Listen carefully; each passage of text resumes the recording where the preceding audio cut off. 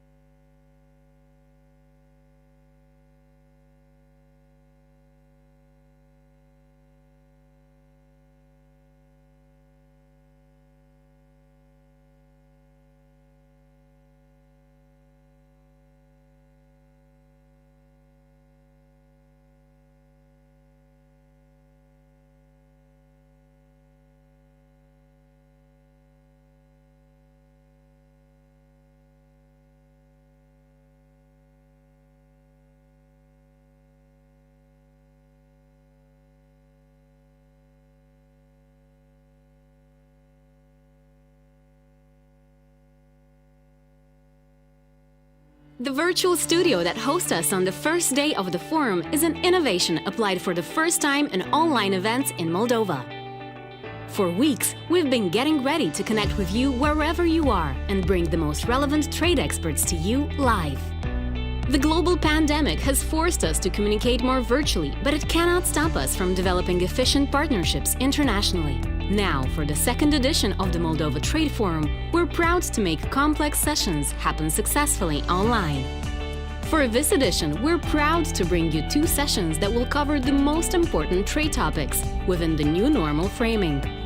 Don't hesitate to connect with us. Share your impressions and questions. We'll be putting some of the most popular questions that have come in online to leaders and experts after each presentation. Simultaneous translations will be provided during the event. Please note that you can select your language of choice only inside the Zoom application, not from your browser. Therefore, after getting connected, please make sure that you choose your language channel by clicking the language selector on the screen once this option is activated. Please note that for English, please select English. Для перевода на русский язык, пожалуйста, нажмите «Русский». Pentru a asculta traducerea în limba română, vă rugăm selectați Româna. So, let's start! Moldova Trade Forum 2021.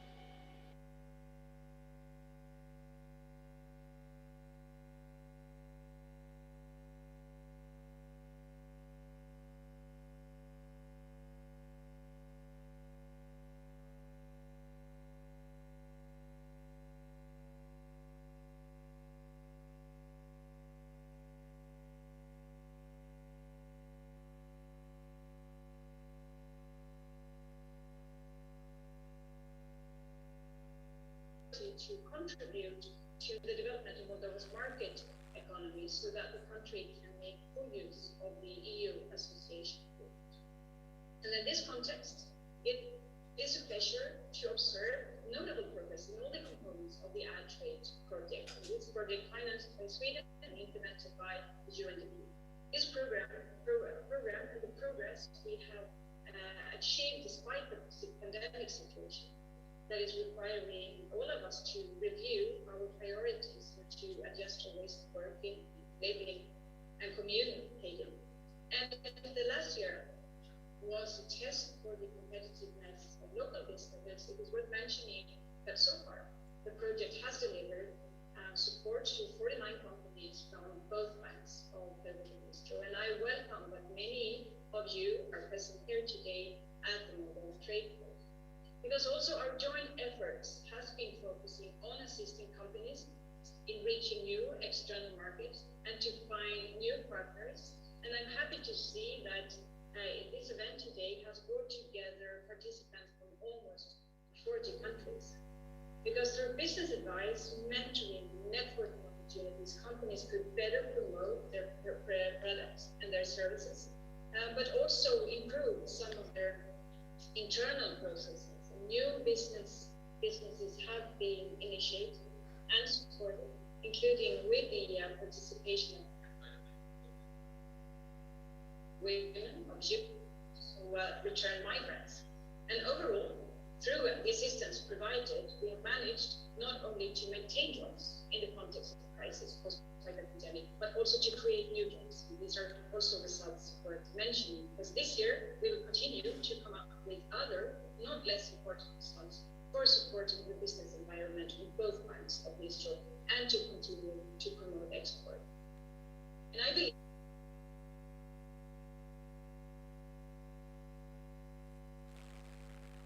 encourage all participants to be active in the bilateral matchmaking sessions that were planned for the next days and keep on having active approach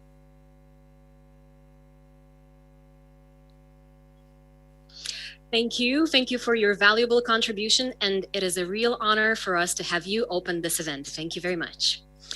UNDP is supporting Moldova to eradicate poverty and build resilience. Notably, as a response to the consequences of the pandemic, UNDP supports initiatives that drive a faster and deeper economic recovery on both sides of the Dniester River. In fact, we are part of one of these initiatives right now at this forum. And now, let's hear more from the one that knows it best. I'm pleased to invite Ms. Dima Al-Khatib, Resident Representative UNDP Moldova, for opening words.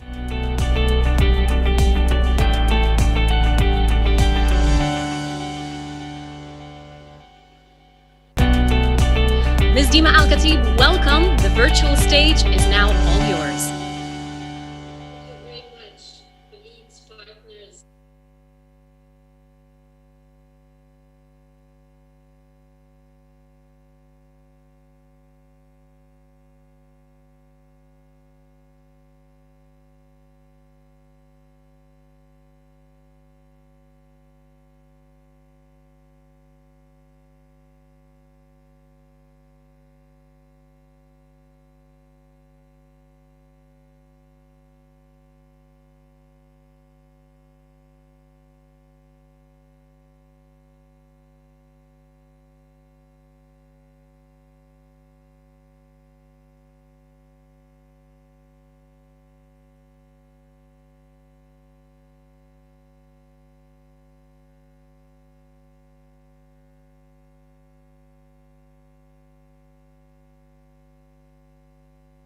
Is to support the economic recovery by engaging with the main stakeholders, the government, private sector, development actors, think tanks, and academia, and a practical discussion on trade as a driver for recovery of companies affected by the pandemic.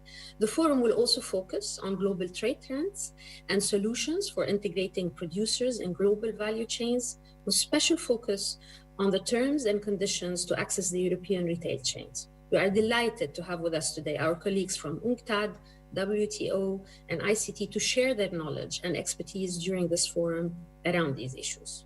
We do believe that the current crisis has equally provided us with important opportunities, emerging ones such as digitalization, modernization of businesses, engagements to shape the future of skills and modern education systems, greening the economy, implementing the elements of good governance, engaging with citizens and the business community around building a better and greener future. And today's event is of particular importance. We have succeeded, as Anna was mentioning, to bring together more than 500 participants in around 40 countries and managed to set up some 175 B2B individual meetings, which will be taking place today, tomorrow, and the day after tomorrow. And this is why it's a very unique opportunity to establish business contacts and long-lasting partnerships. I want to take this opportunity to reiterate our sincere appreciation to the partnership with the Swedish Embassy, who has been a strategic partner to us, not only within the framework of this project, but beyond that, on key development issues. We are at UNDP, we are extremely committed to work closely with all of you, with all the partners and the stakeholders to develop further the recovery responses to rebuild the vibrant local economies, to create income-generating opportunities, and improve the living conditions in Moldova. I wish you a very productive discussion today, and I look forward to the discussions, the deliberations, and the different presentations. Thank you for very much, and looking forward.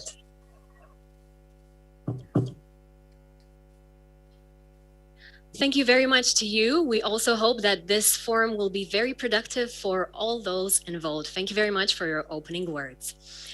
All right, we have a great lineup ahead, so let's get the first session started right now.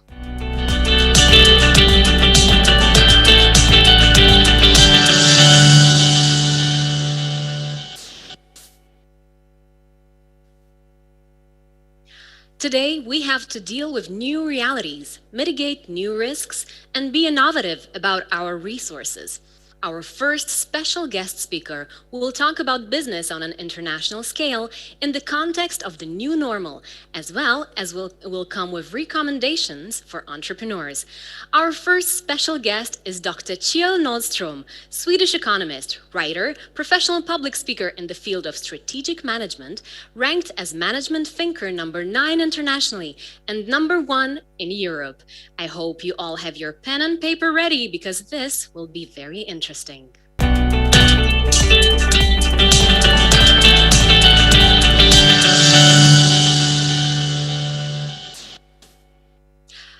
Dr. Nordström, hello and welcome to Moldova Trade Forum. I hope you are enjoying this already as much as we are, and we look forward to hearing your views on trends in business on an international scale in the context of the pandemic and how we can make most of the opportunities that arise in front of us. The virtual stage is now all yours. Thank you very much. Good morning, fellow Europeans. Here I am in Stockholm this sunny morning. Yes, pandemic, world trade, 10 years in 10 weeks. That would be the way I would summarize last year. How we took a great leap forward in a number of aspects, driven by a microbe. Interestingly enough, when we look around now, this is not a guess, not a hypothesis, it's more of a fact. Look at the shopping habits around in our various countries. Look at the way we value companies like Microsoft, Facebook, Apple, Amazon, Netflix, and Google, the FANG companies as they are called. They are a reflection of the fact that we are using technology to a greater extent than ever. But we are here to talk about trade, and I think the most interesting aspect of last year is, of course, that the de-globalization of the world also was speeded up somewhat. Now, what is de-globalization? Well, let's put it into perspective. Right after the Second World War, 1946-47, the world was, of course, a rather closed place. Borders, different currencies, and what have you. We have gradually, over the course of 70, 80 years, opened the world like an oyster. And 1986, an American professor, Mr. Michael Porter, created a name for the process. He called it globalization. The fact that people trade with each other across borders, we develop entertainment systems that are cross-border systems, we build up financial institutions that are pan-American or pan-European. Globalization, he called it. We've been on that journey now for almost 80 years. And now it has come, due to a virus, to somewhat of a halt. And the question is, what will happen now? The hypothesis discussed today in the community of international trade is, of course, that we will come back, we will start up the internationalization again, but this time we can foresee somewhat of a regionalized world. Regionalized in the sense that we can see 2, 3, possibly 4 big blocks in terms of the economic system. China, of course, being one of those blocks with its own internet, its own technical solutions, and to some extent also its own trading system. Europe, together with the United States, is another such hypothetical bloc that is developing as we are speaking. With the benefit of hindsight, you can also see that the pandemic served as somewhat of an acid test of our economic system, the world economy as well as local economies. We were all exposed, so to speak, to the same treatment, the virus. And then comes the question, how did we react? Well, let's stay at the overall level first. Because what we can see and conclude today is that the world economy in general, the European economy, were much more robust than what we ever thought. If we go 1 year back in time, many of you can remember what we discussed. You can probably remember that figures like 25, 30, maybe 35% of the world GDP will be lost due to the pandemic. Now, we can see today that the European economy is coming in at somewhere -10, -12, possibly -13% during 2020. Far less than what we expected. The world economy lost far less than we expected, and the projected growth, ladies and gentlemen, for the world economy, according to OECD, the Organization for Economically Developed Countries, is 5.8% 2021 and onwards. We actually have to go back to the 60s to find something similar in this part of the world. And if we look at the world economy, the figures are almost unheard of in modern times. So the growth projected for the 1, 2, 3 years ahead are indeed magnificent. I said initially that this has been somewhat of a time machine. Now, in terms of all these changes that we have seen, how much can we expect of this to stay and form a new world? I would argue, expect at least half of the changes that we have seen to change, probably and possibly more. Why and how can I be so sure? Well, from research and from other research veins, we know that you and me and all the other human beings are an energy conserving type of organism. What does that mean? It means, using ordinary language, that we are lazy. We don't like to change. And we only change under pressure. Now, the pressure came, and this time in the form of a worldwide pandemic, and it forced us indeed to change. We have changed our shopping habits. We have changed the way we meet. Look at what we are doing here and now, today using these platforms, Zoom, Teams, and what have you. So we have changed. But 6 months from now, 1 year from now, probably the pandemic has faded away to a large extent, and the new world order will be there right in front of us. And much of the habits that we have created during these 2 years will, of course, stay with us. Why? We are still lazy, and we are still energy conserving, and we still don't like to change, which means that the new habits, the new routines, the new patterns that we have created are here to stay. Now, talking about the future, it's a tricky subject for the simple reason that it's difficult to do proper research on the future. And still, all of us are so interested in it. And let me try to make a little bit of a scenario of what we can expect from the future. And I will use a little bit of a trick. And the trick is kind of simple. You start by a proper description of today, and then take a jump into the years ahead. I seriously believe, ladies and gentlemen, that you and I, and most of us today, live in a world that at some level at least reminds me of the film Matrix. And some of you might have seen that film, some of you not. Matrix is simple in that sense. The manuscript is basically us human beings on this planet but we are controlled by some kind of force. We have no free will when we cannot take individual decisions. That's basically Matrix, the film.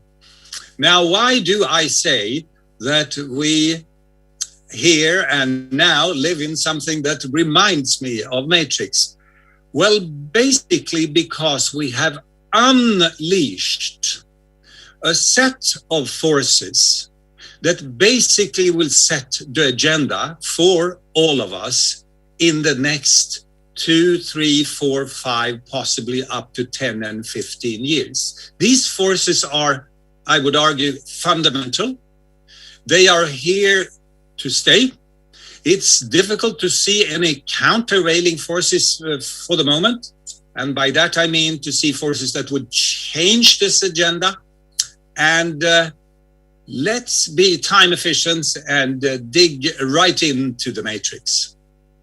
Number one, this is a hot matrix. Hot in the sense that climate change is a fact of life. It is here to stay. The temperature is gradually going up. We all know that. And what is the implication? The implication is, ladies and gentlemen, that we are in the beginning of what we could call a re-industrialization of this planet, a re-industrialization of Europe, where industrialization actually began in the 1840s.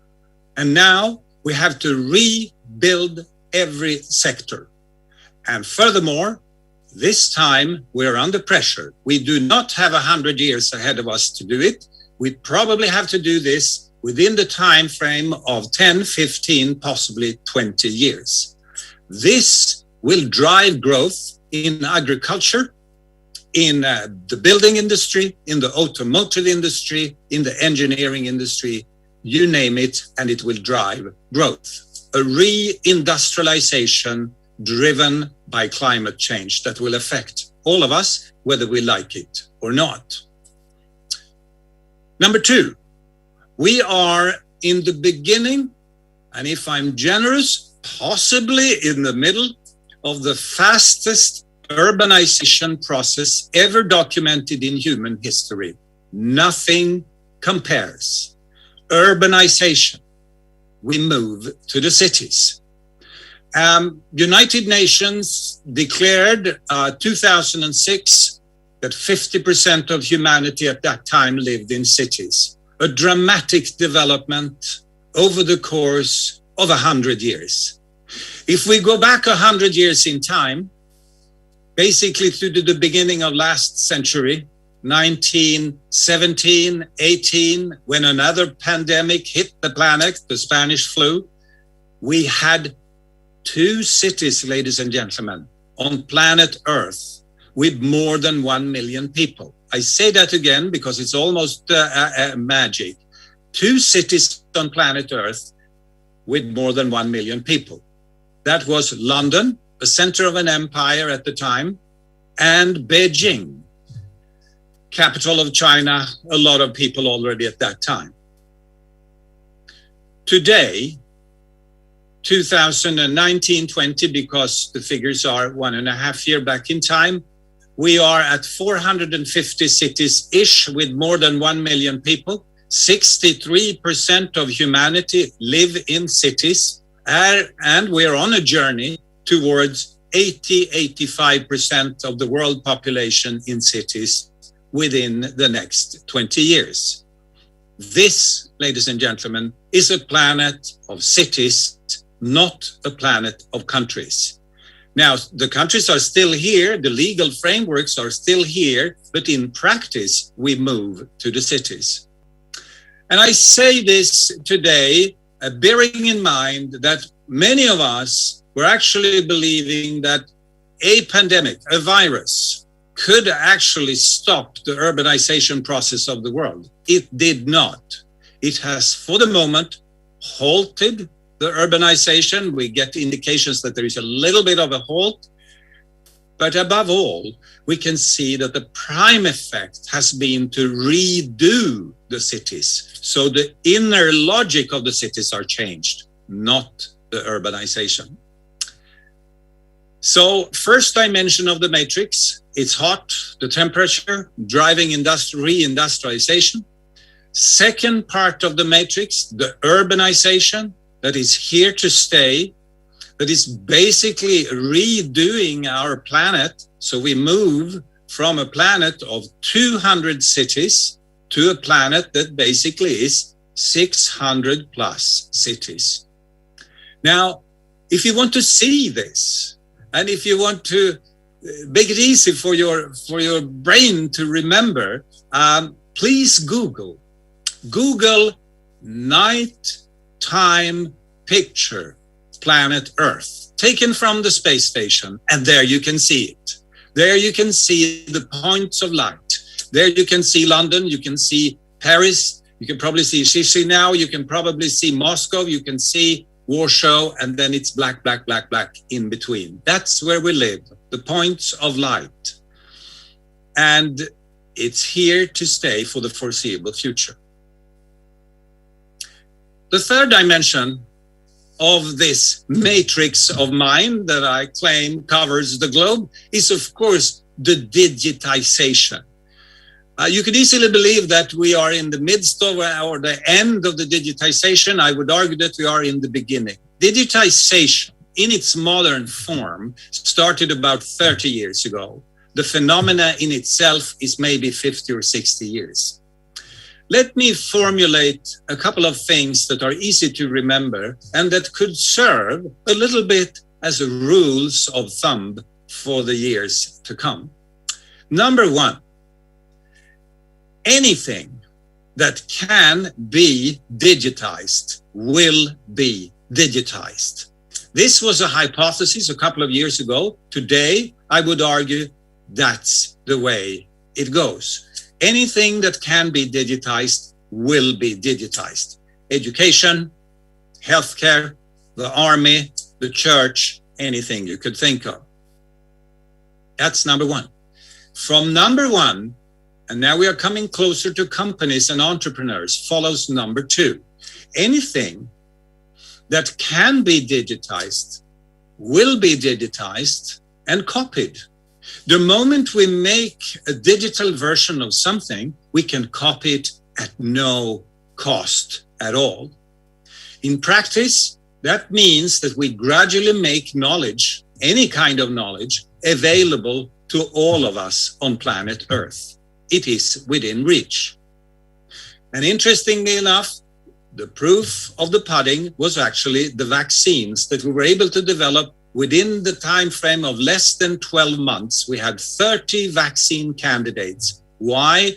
Because we shared and pooled the knowledge of our world, which shows that we can do it. It's just like in sports. If you can do it once, you can jump 242, you can do it twice, because you have proven with the first jump that it's possible. And now we have really shown to ourselves that it's possible to share knowledge and to very rapidly solve advanced problems. Now, for educational institutions as well as companies, this is, of course, a huge opportunity in a time where when we really need to redo the industrial base. So the matrix that is, as I see it, here to stay is a regionalized, urban, digitized place driven by climate change towards reindustrialization. And the interesting thing is, for us in this part of the world, this is a huge industrial opportunity. Now, why? Well, firstly, because many companies are now in search of local supply chains. What does that mean, translated to ordinary language? It means that European firms will look for European partners first and foremost. We will not, to the same extent, look for firms that could supply us in Asia or in China. We will first and second look for a European partnership, for a European sub-supplier, and for a European firm. Within our own countries or neighboring countries. That's the practical consequence, so to speak, of the regionalization that many of us believe is ahead of us. A great opportunity, of course, for all of us in this part of the world. Number two, the urbanization. This concentrates the market for firms. There is a phenomenon or an institution that all of you are familiar with. We call them multinational companies. You can tell from the name, many and countries, multinational. Increasingly, ladies and gentlemen, we will start talking about multi-urban firms, because the market of the modern firm is an urban area or a city. And that's primarily good news, I would argue. Why? All of us need to save resources. A company needs to manage scarce resources. And of course, a city is usually a much smaller, much more dense place than a country. To work towards Vienna is a much more concentrated effort than to cater to the whole of Austria. So we go from Austria to Vienna, from Poland to Warsaw, from focusing on a country to focusing on an urban area or a city. A concentration of our efforts that I think is a huge opportunity for any exporter or anyone interested in doing business abroad. The digitization, as I said, is only in its beginning. And what digitization in practical terms is doing is that it is leveling the playing field, as you say in English. Leveling the playing field, making the same knowledge, the same software, and the same tools available to all of us. Now, this was a theoretical idea 5, 6, or 10 years back in time, and today I would say it is becoming a reality. And interestingly enough, the pandemic has also speeded up that process. You remember the time machine.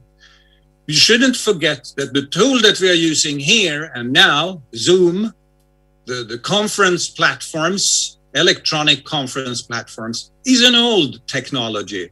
It has existed for almost 15 years, but we didn't use it to any greater extent. But now we do. And it speeds, of course, up the leveling of the playing field in terms of knowledge, statistics, insights, ideas, and business concepts.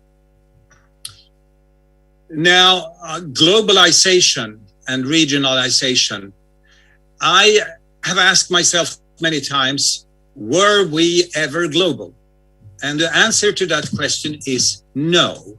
It was an idea. It was a pie in the sky. Now, why do I say so? I say so because if you look at, we start here in Europe, at some European countries, and some of the most internationalized European countries, Sweden being definitely one of them, a country that has been argued to be very dependent on international trade, extremely internationalized. Yes. Let's take a look at Sweden. 10 countries account for about 70% of Sweden's exports and imports. 4 of these countries are other Nordic countries. So about 20-25% of Sweden's export and imports is other neighboring countries in our own little corner of the world. Interestingly enough, if you look at the United States, the UK, or any other country, you can see that it's 4, 5, 6, 7, or 8 countries that account for the large majority of both imports and exports. What does that mean? Well, let me be more clear here. It means that we trade with those that are similar to ourselves.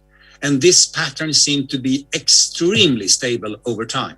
It doesn't matter how many cool technologies and softwares we introduce, we trade with those that are a little bit similar to ourselves in terms of culture, in terms of language, and in terms of habits and consumption patterns. That means Sweden, if we use Sweden as an example, trade with the other Nordic countries, of course. We trade a lot with Germany, of course, because we are close to Germany geographically and culturally. We trade with the UK, with Holland, and a couple of other countries. These are our big trading partners.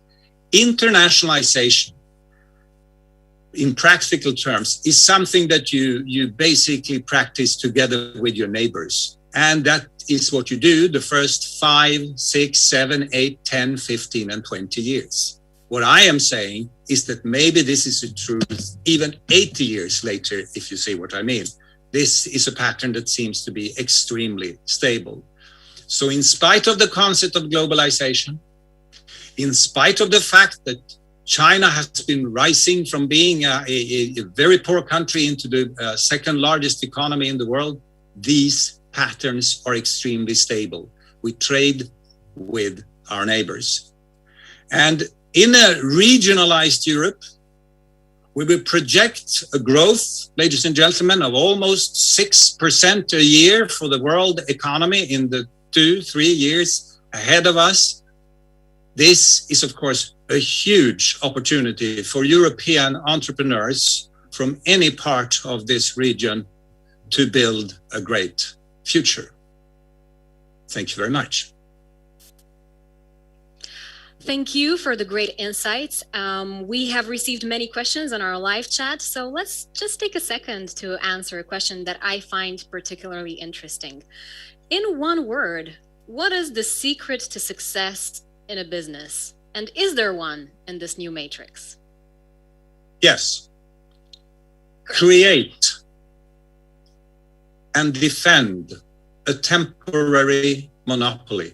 The name of success in a market economy is to create what theoretically trained people call a temporary monopoly. Now, an iPhone is a temporary monopoly. It is a product that many of the consumers, clients, and end users would like to buy a second one, a third one, or a fourth one. The client loves it. Now you have created a temporary monopoly. The name of the game, and that one word, maybe is 2 words, is create a temporary monopoly. That is brilliant. Thank you very much for your insights and for your solutions. And I hope you stay tuned here with us at the Moldova Trade Forum. Next up on Moldova Trade Forum, we are diving even deeper into smart ways to transition to a new normal. Please remember that you can join the conversation. Please share your thoughts and questions on our live chat. Our next speaker is the Chief of UNCTAD Trade Facilitation Section, Mr. Paul Hansen. UNCTAD stands for United Nations Conference for Trade and Development. Mr. Hansen's talk will highlight the impact of the COVID-19 pandemic on trade and development, transitioning to a new normal, and recommendations for developing countries.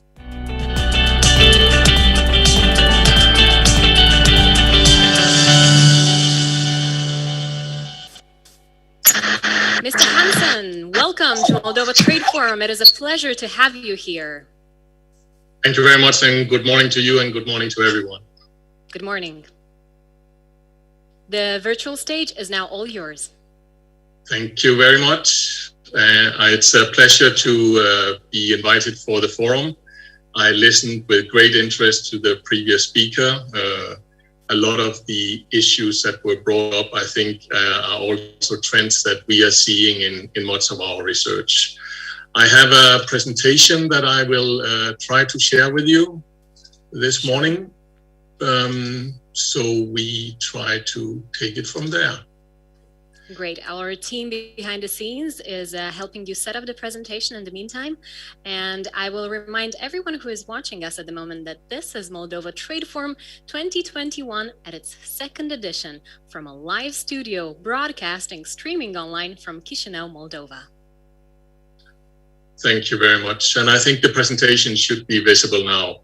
So I have been asked to talk a little bit about the impacts of COVID-19 on trade and development issues, and also transitioning into what is being coined as a new normal. I don't know if we ever will get there. We have recently issued a report on the impacts of COVID-19 on trade and development. As you mentioned, UNCTAD is the United Nations Conference on Trade and Development. We are particularly focused on the impact on trade for developing and least developed countries, and also how to integrate these countries into global trade. Where are we? We are with 1 million plus deceased persons due to the pandemic, and I think that's the most significant number and the most unfortunate effect of this pandemic. But there are a number of other issues and other numbers that we can highlight. We see a general contraction in global gross domestic product of around 4.3%. And 130 million more people in extreme poverty due to COVID-19. This impact, of course, is very significant, and it is one of the big disruptors over recent years. Trends in global economic growth is all of them negative trends, but there are differences. So here you will see the general global trend is a decrease in 2020 of minus 4.3%.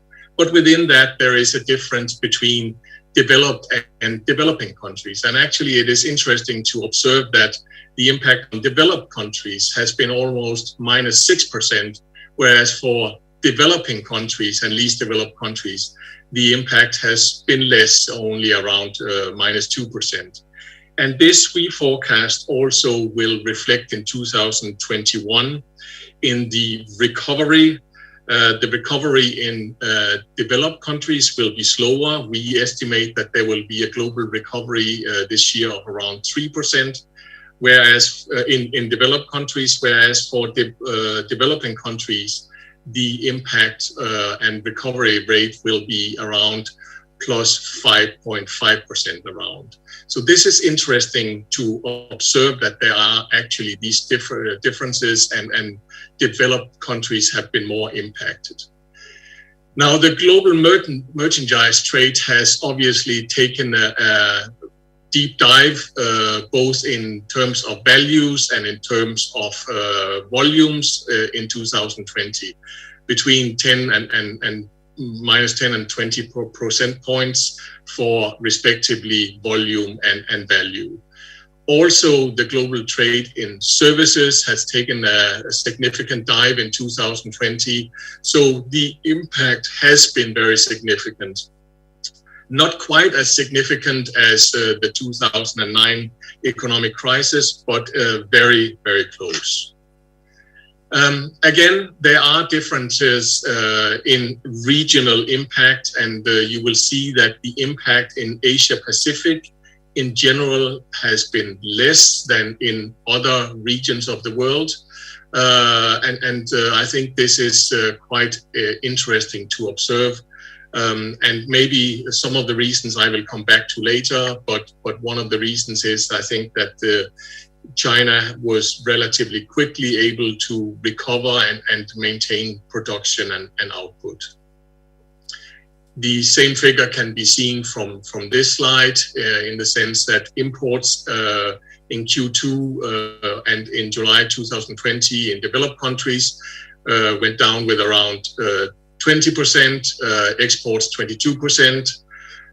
Whereas in developing countries, the reduction or the decrease was a little bit less, and the South-South trade, so the trade from developing to developing countries, was even less impacted. What is the picture of the, so to say, export groups or economies that have been impacted?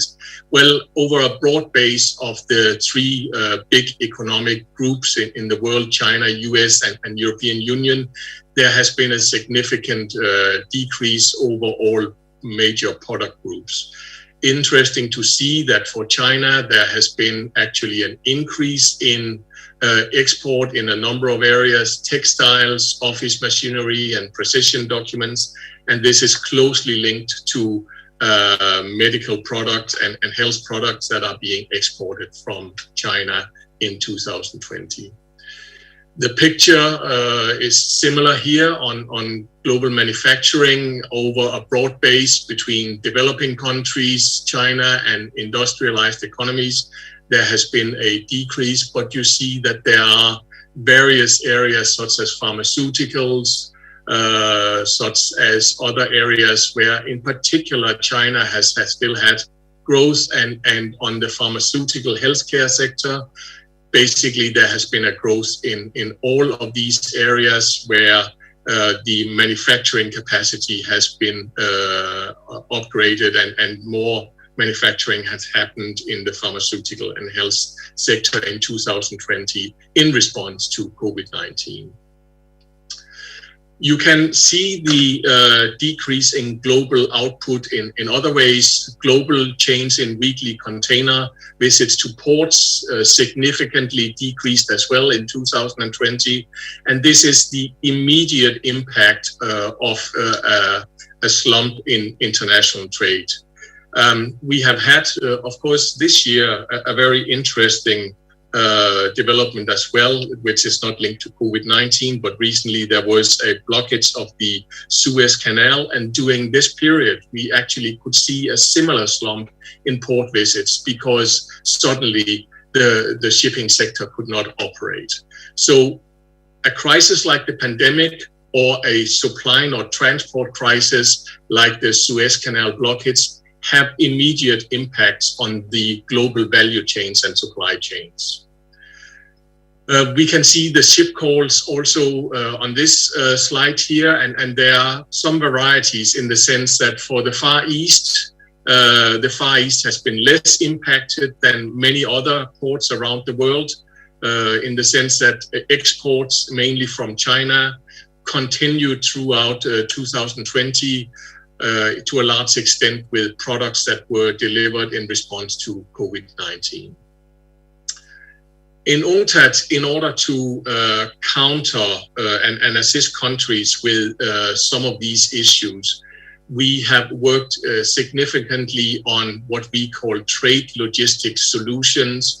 So that is, on one hand, what can countries do in order to counter the impact on transport, and what we call trade facilitation. So that is how you cross the border with goods and how this can be done in the most efficient way. And we therefore issued a 10-point plan for countries to follow and to try and implement, in the sense that the disruption of global value chains and supply chains was lessened in the most possible way. So I will not read out all of these issues, but certainly to try to ensure uninterrupted transport, to try and facilitate the cross-border transport and trade, safeguard the transport personnel and the personnel on borders that are taking care of compliance issues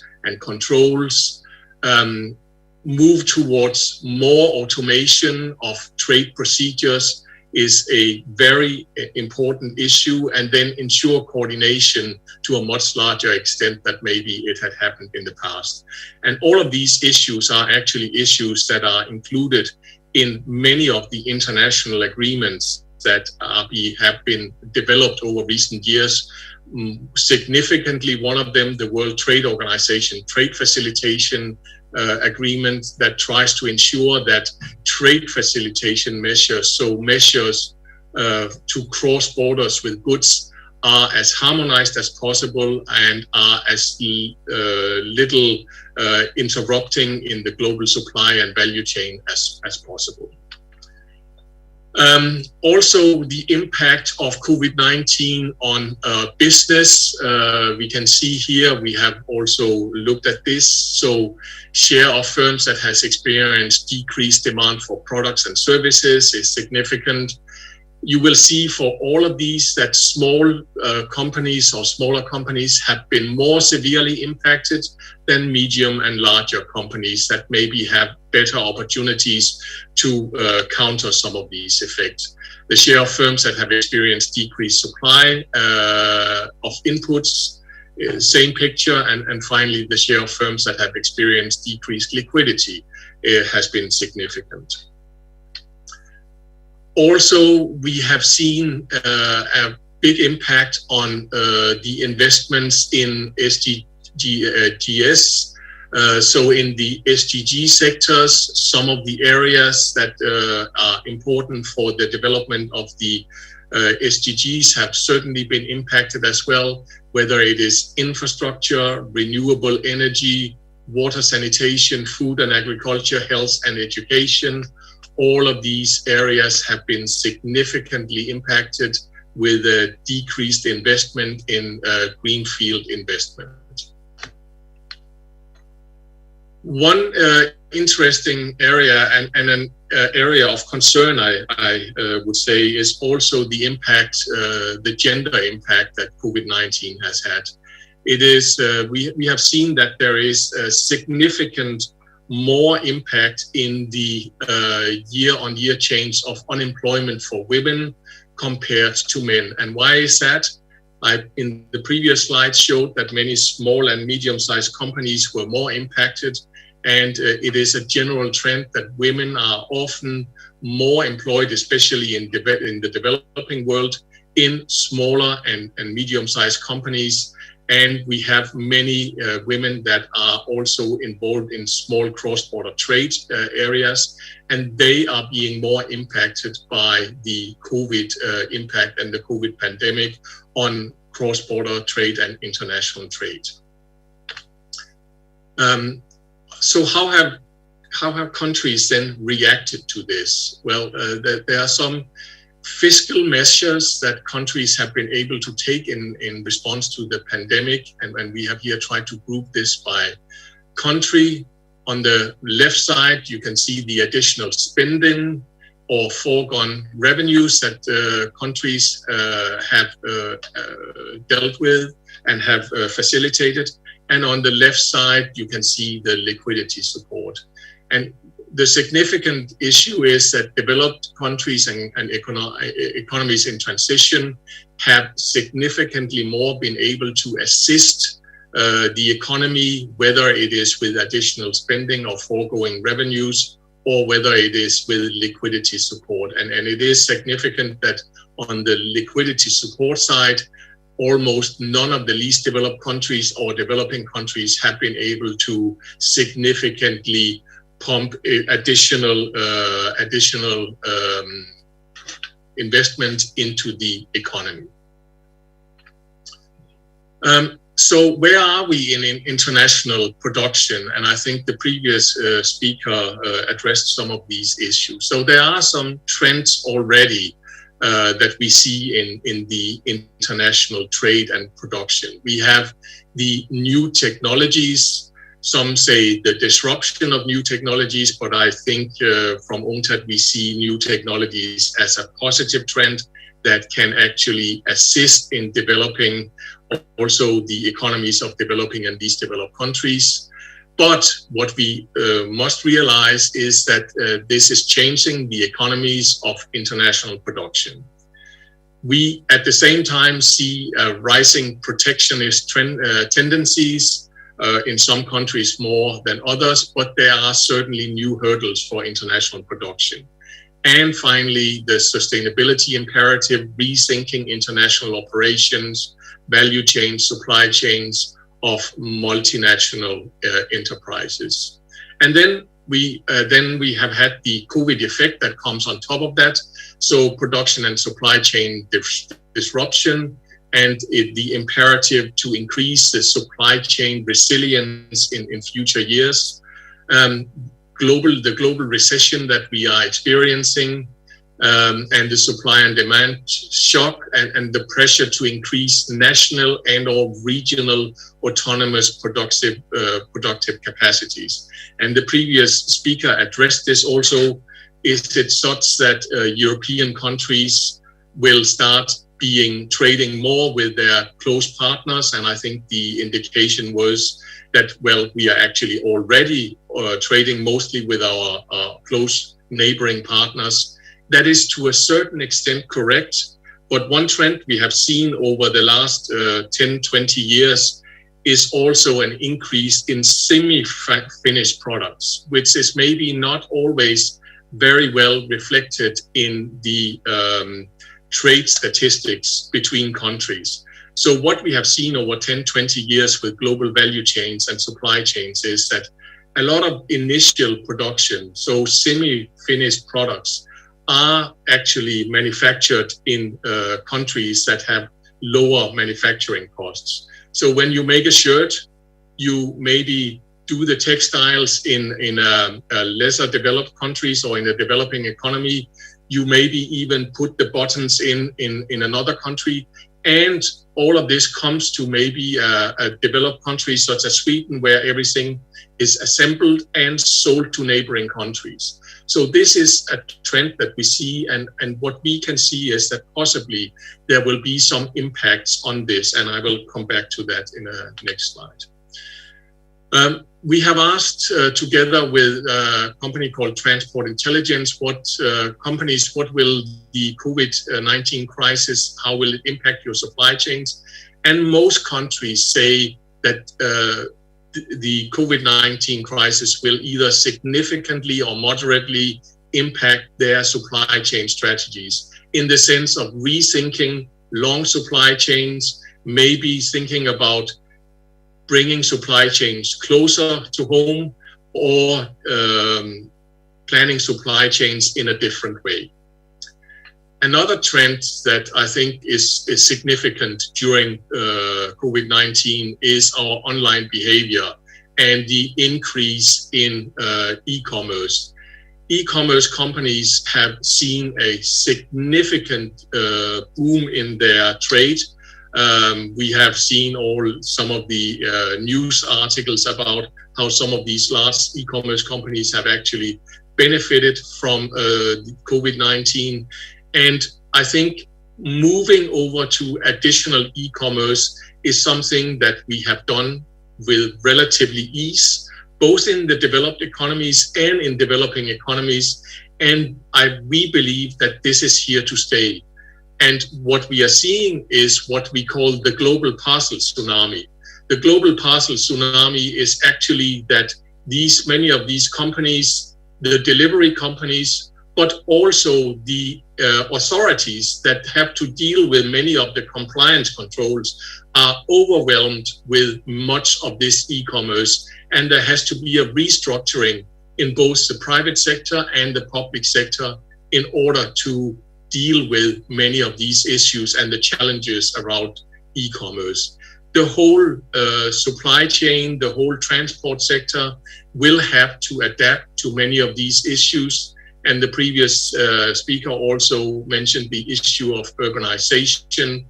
The last mile distribution issue of e-commerce packages is a huge challenge for all countries, something that will be even more significant with the increase of e-commerce.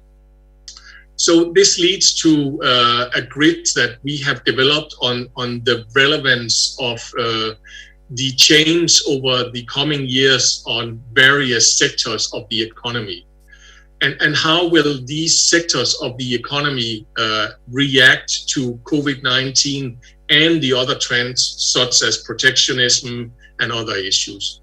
The primary sector, so extractive industry, agro-based, will maybe not so much use regionalization or diversification, but will, to a larger extent, look at regionalization, we believe. Whereas the manufacturing sector, whether it's high technology, medium or low technology, will have a very varied palette of measures that they will be looking at. High technology intensive industries will maybe look at what we call reshoring. So maybe manufacturing closer to home. This was mentioned also by the previous speaker.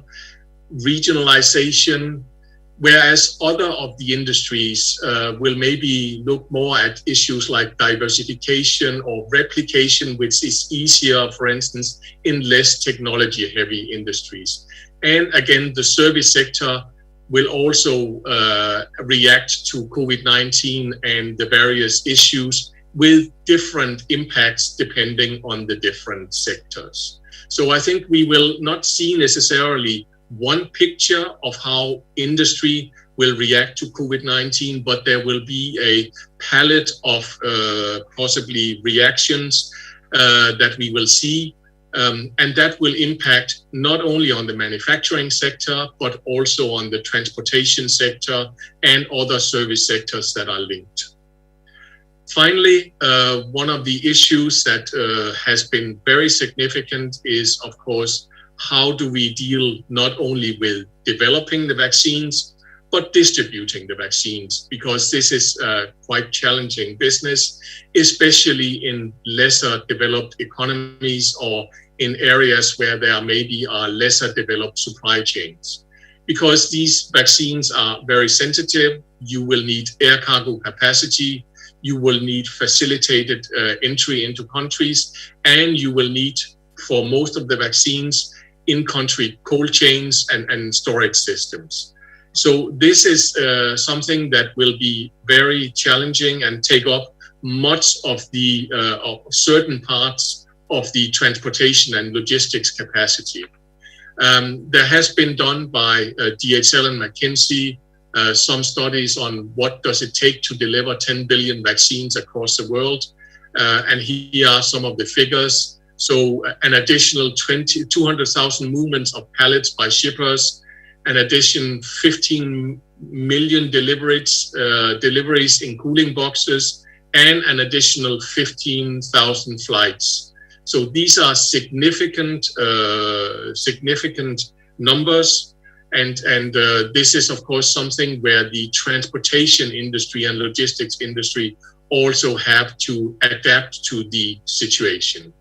So this is what I would like to share with you today on the impact of COVID-19 on economic development, and maybe some of the solutions and some of the changes we will see in trade, in global value chains and supply chains and the logistics industry over the coming years. You can find more information on our studies and our analysis on COVID-19 on the links here, and also our general work in trade facilitation. Thank you very much. Thank you for the brilliant presentation. I'm sure that our audience took plenty of notes, and in fact, we have several questions, but to stay on schedule, I will ask you to reply to them after the forum when we send them to you, and then we will forward them to the participants. Thank you very much. The first day of the forum is rolling intensely and fast, and we are ready to welcome our next speaker. Presenting live from Moldova is Ms. Rodica Verbenuc, the General Director of the Invest Moldova Agency. In the upcoming moments, we will hear about promotion platforms aimed to increase export and investment attraction capacities.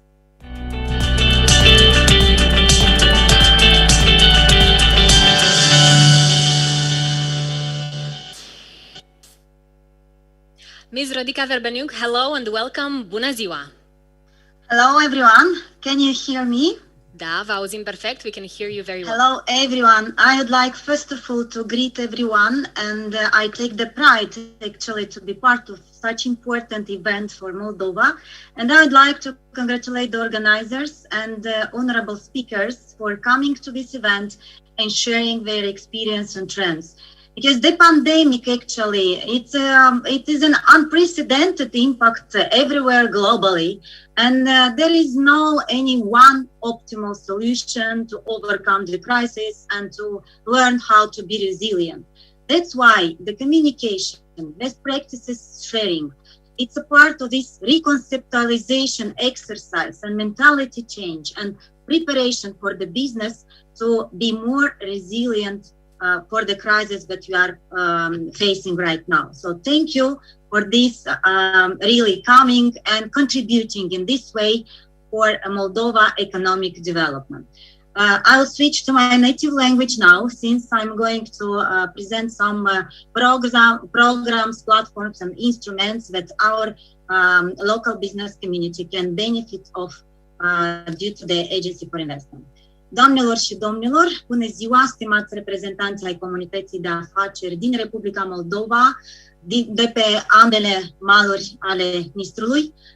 Astăzi am plăcerea să prezint câteva dintre instrumentele, platformele și programele pe care le lansează Agenția de Investiții sau le susține împreună cu partenerii de dezvoltare și de care dumneavoastră puteți beneficia și puteți face parte din acest exercițiu împreună cu noi.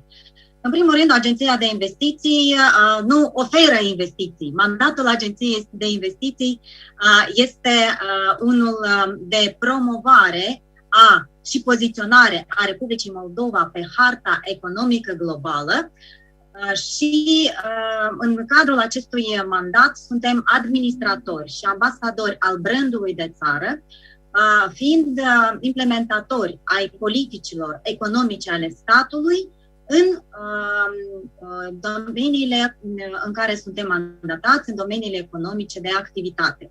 Agenția de Investiții este autoritate publică centrală, instituție guvernamentală în subordinea directă a Guvernului, a Oficiului Primului Ministru al Republicii Moldova. Câteva direcții de activitate în care avem mandat de promovare și unul dintre acestea, sau cu precădere, este promovarea Republicii Moldova în vederea atragerii investitorilor străini, susținerii, protejării investitorilor străini și această direcție este realizată printr-o seamă de activități. Suntem în calitate de un singur moment de acces pentru tot fluxul informațional, macroeconomic, sectorial, rapoarte, studii, evaluăm percepția investitorilor străini cu privire la climatul investițional, tocmai pentru a depăși acele bariere care stau în calea investitorilor străini. Conectăm, asistăm, pregătim vizitele de lucru, vizitele de studiu în Republica Moldova, oferind acea asistență și conexiuni cu toate instituțiile, atât ale statului, cât și reprezentanții, companiile din to have representatives and companies from the Republic of Moldova which are very interested in partnership or in accessing investment. Another direction of activity is facilitation and support of to access new markets, so to diversify the product. And all of this happens by participation of the Republic of Moldova in different international exhibitions, because we are now diversifying different online platforms for this.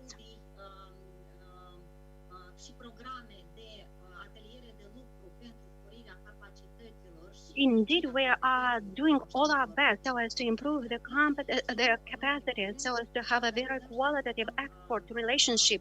But also, we are organizing the B2B and matchmaking sessions for our exporters. As well, it's very important to have the promotion of the Republic of Moldova as a touristic destination on the international arena, and also a separate direction would be the fortification and developing the economic diplomacy in the Republic of Moldova, which currently is including over 43 diplomatic missions that the Republic of Moldova has abroad. And as I was mentioning before, being the ambassador of the Republic of Moldova on the economic component, we have had a upgrade for our symbol of the country. This is a symbol from the structure and from the psychology, from the tradition, from the customs of the Republic of Moldova that is integrating as well the economic components of the country, because we have textiles, we have also the winemaking sector, agro-food sector, all of them are here being reflected so as to have a consolidated promotion, so as to have a coherent message, because every institution should not promote their own Moldova, but we should have a proposition that is going to be united for all of us. As well, I'm calling upon all those interested people, because this brand is can be accessed so as to be used publicly for all those who would like to get promoted. And in order to do that, you can visit this site, the website that you are now seeing on the screen, wherever you would find all the information on the brand book of this brand, and you should have actually a request from them the license rights for using this brand. So this external promotion already has its effects, and that is why we have received a lot of support letters that have already benefited from this brand, and that is why we see how much the visibility of this brand has increased whenever it has been used in different exhibitions during 2019, during 2020. You know that 2020 has been an year wherever number of exhibitions have been delayed, but nevertheless, we have succeeded to be present in 31 exhibitions in over 20 countries of the world. Thus, the Republic of Moldova, regardless of the sector in which it is present, it always exhibits this symbol in Italy, in Romania, in China, in Russia, everywhere. So this exercise is also being supported by the citizens from diaspora, who also are using this brand whenever they are wanted to promote their local products, so as to show the origin of their product. And as I was saying, the pandemic has restructured totally our plans, and in all the activities of the agency, we have restructured them in 3 directions. Communication, we have tried our best so over here on our website to provide all the information related to the changes in the economic conditions which were launched during the pandemic time. Also, we were talking about all the provided facilities as well. Another pillar of activity was to organize workshops, webinars, or also seminars, so as to have an exchange of experience with the participation of the foreign investors present in the Republic of Moldova, as well as to be of interest for the companies in the Republic of Moldova, so as to have an exchange of opinions, discussions in relation to different markets of the world, so as to provide also practical support for the companies from the Republic of Moldova. As well, we have had a direct dialogue, a very important tool that I really invite you to be a part would be for those companies that are open to access foreign investments, because development, resilience, and international trend for developing the business is not just calls for subsidies and calls for grants, but this is also based on different partnerships, on different investments, not only like capital, not only like financial resources, just investments in technologies, in knowledge. And that is why we have this extended exercise, so as to create the catalog which already included about 106 companies from the Republic of Moldova, from ICT offers, from agri-food sector, also many other sectors that are including the necessary information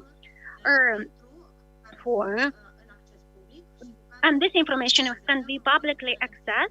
And we also will present this information and data to the foreign investors whenever they are being interested in this. I would like to say that these investment profiles, we are using them during different presentation events, or also during other discussions with the investors, or also in different bilateral forums in the economic events that we are organizing as an investment agency.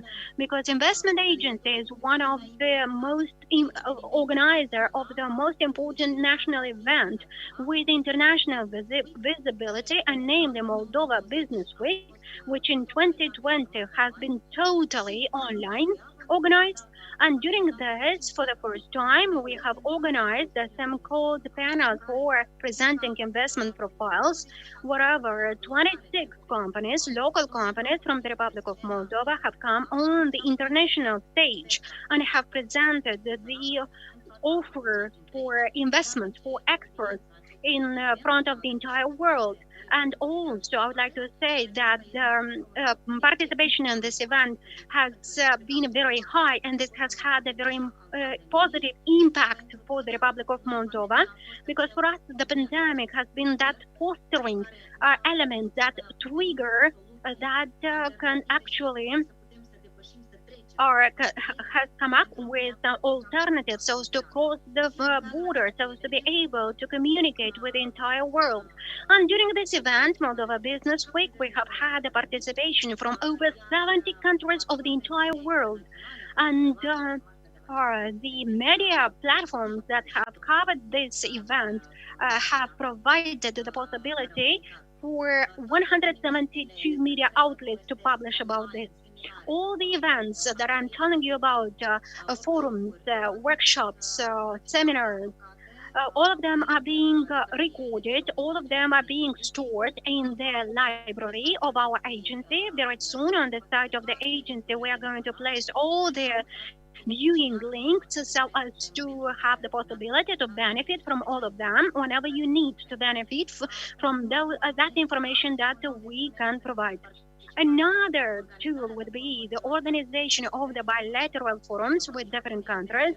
We have had with Moldova, Japan, Belgium, Spain, Russian Federation. During this event, we are inviting the companies from the Republic of Moldova that have different export activities for them to come up and to participate in this kind of events with their own experience. Or in every of this event, we have also B2B part of the event, in which the registered companies would have access to the partner companies from the countries with whom they are organizing the forum. And another support, because digitalization is one of the major global trends, which is not only an impact of the pandemic, but also is that visionary trend for the years to come. We have also supported a project together with the development partner of the Republic of Moldova, namely with the USAID, two very practical projects, very important projects for the companies from the Republic of Moldova, and namely to support their digitalization and or for them to be present on the e-commerce platform. And this is Go Online project and Level Up project. Go Online is the connection of the companies from the Republic of Moldova to 25 local service suppliers in order to create the so-called online platform for being present on the e-commerce platform for 25 companies from the Republic of Moldova, from such areas as tourism, agro-food processing, also waste management. And we have had as well about a number of companies from the Din Inime brand. Another important project for which we already have had a lot of supporters, and you can learn from all of this as well, would be the Export Morning. These are some workshops that are targeted on specific markets. We have had 11 sessions. And during these 11 sessions, we have discussed about 11 markets of the world, starting with the markets from the neighboring countries, as well from Germany, Italy, Czech Republic.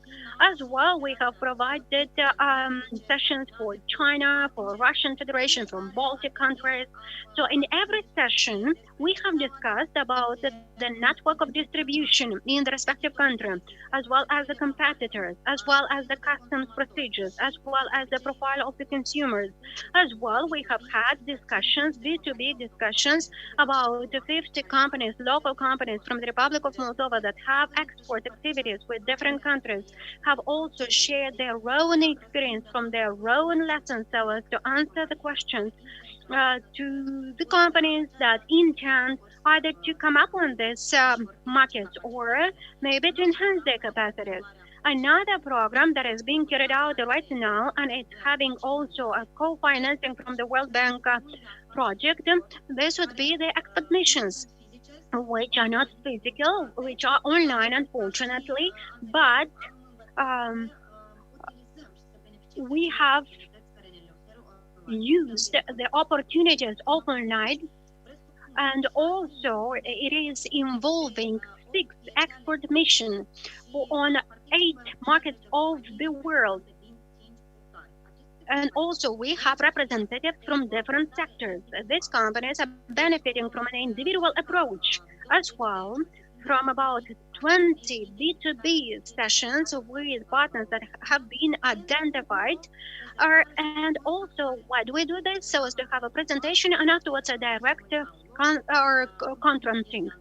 So where people are being involved in matchmaking sessions and B2B sessions, as you may see the markets. This would be Germany, Baltic states, Romania, Scandinavian countries. So these are the ones who have manifested interest in the sectors in the Republic of Moldova.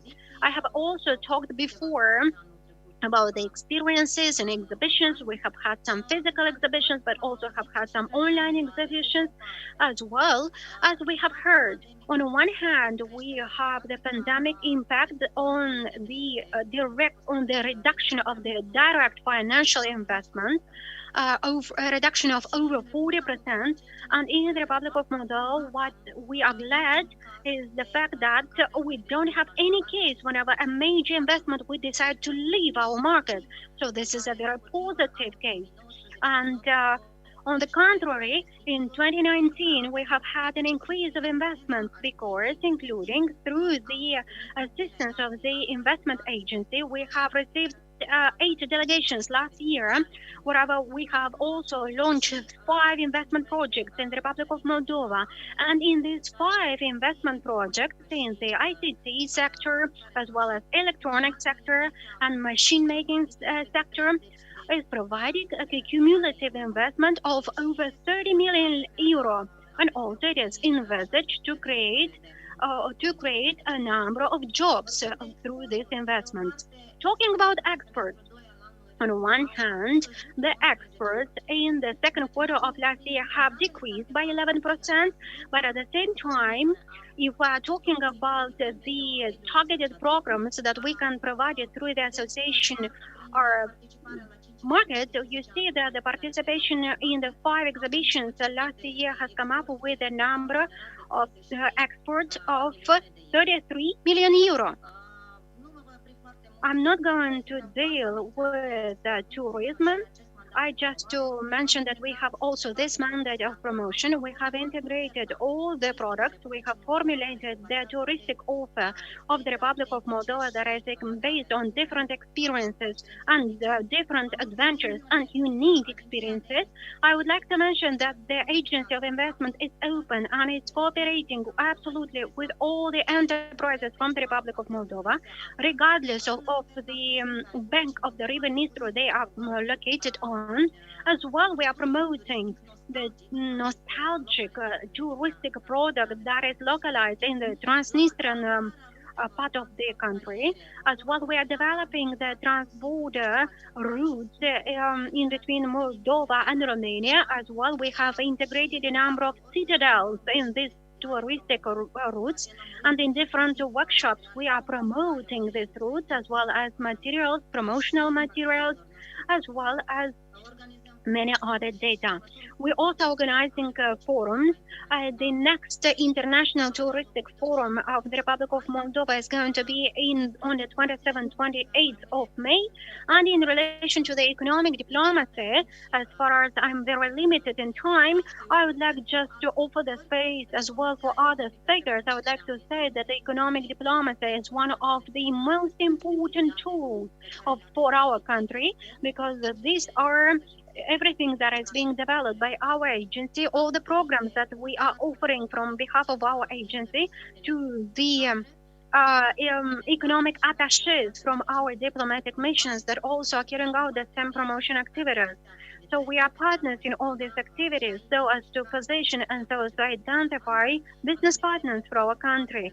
We also have very nice examples of collaboration. We have success stories with the Embassy of the Republic of Moldova in Turkey and Italy, through which we are establishing different partnerships so as to have investment missions or for organizing different economic forums. So if there are any questions, please come up, because we are open to provide information, we are open to provide assistance within the budget and the mandate that we have. Thank you very much. Thank you very much for participating in this conference. Witnessing here at the forum. Moldova Trade Forum 2021 moves forward with a question of wide interest. Can shocks be cushioned and resilience strengthened in the context of a pandemic crisis? Could DCFTA be one of the solutions? Our next speaker has the answer and will share it in the upcoming presentation. Before that, though, let's watch a short video about the value and opportunities that DCFTA brings to entrepreneurs. Stay tuned. Dacă ești un producător și vrei ca produsul tău să ajungă pe piața Uniunii Europene, trebuie să știi. Începând cu 1 septembrie 2014, datorită acordului de asociere dintre Uniunea Europeană și Republica Moldova și a zonei de liber schimb aprofundat și cuprinzător, schimburile comerciale dintre cele două părți au avut parte de o ascensiune impunătoare. Spre exemplu, din 2013 până în 2019, exporturile Republicii Moldova către Uniunea Europeană au crescut de la 1,14 miliarde dolari SUA până la peste 1,83 miliarde dolari SUA, sau cu 61%, pe când importurile Republicii Moldova din Uniunea Europeană s-au majorat de la 2,5 miliarde dolari SUA până la 2,9 miliarde dolari SUA, sau doar cu 17%. Această evoluție demonstrează că Republica Moldova a avut de beneficiat mult de pe urma acordului. Exporturile sale crescând de 4 ori mai rapid decât importurile din aceeași destinație. Dacă ești un producător și vrei ca produsul tău să ajungă pe piața Uniunii Europene, trebuie să parcurgi următoarele etape. Să te informezi referitor la modul de accesare a pieței UE, regulile de bază, procedurile de import în UE, documentele necesare, cerințele și reglementările tehnice de siguranță, etichetare, etc. Să te înregistrezi la biroul vamal al Republicii Moldova în calitate de subiect al tranzacțiilor economice externe. Să te informezi cu privire la procedurile și documentele necesare pentru activitățile de export de mărfuri. Să pregătești actele pentru vămurire sau poți contracta un broker vamal din Republica Moldova. Să obții accesul la sistemul informațional integrat vamal al Republicii Moldova și asemnăturii electronice, în cazul când utilizezi declararea electronică. Să calculezi și să achizi drepturile de export în Republica Moldova. Să completezi și să depui declarația vamală pe hârtie sau printr-o declarație electronică, apoi să prezinți marfa la postul vamal de frontieră, să contactezi call center-ul Serviciului Vamal al Republicii Moldova pentru consultații sau în situații de urgență, la telefon, adresă electronică sau pagină web. Toate aceste etape par complicate la prima vedere, însă nu sunt imposibile. Alți producători deja exportă produsele lor pe piața Uniunii Europene, fapt ce le oferă creșterea cifrei de afaceri și a profitabilității. Giving them possibilities to increase their turnover as well as their profit.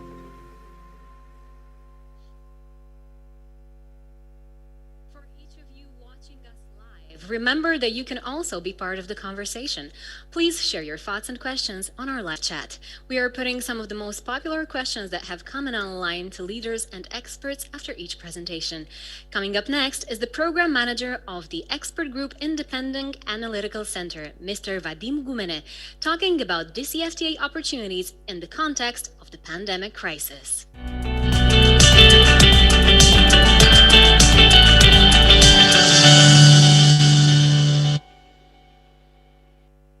Hello and welcome to the Moldova Trade Forum 2021. Bună ziua! Scena vă aparține acum. Hello, you have the floor. Thank you very much. Good day.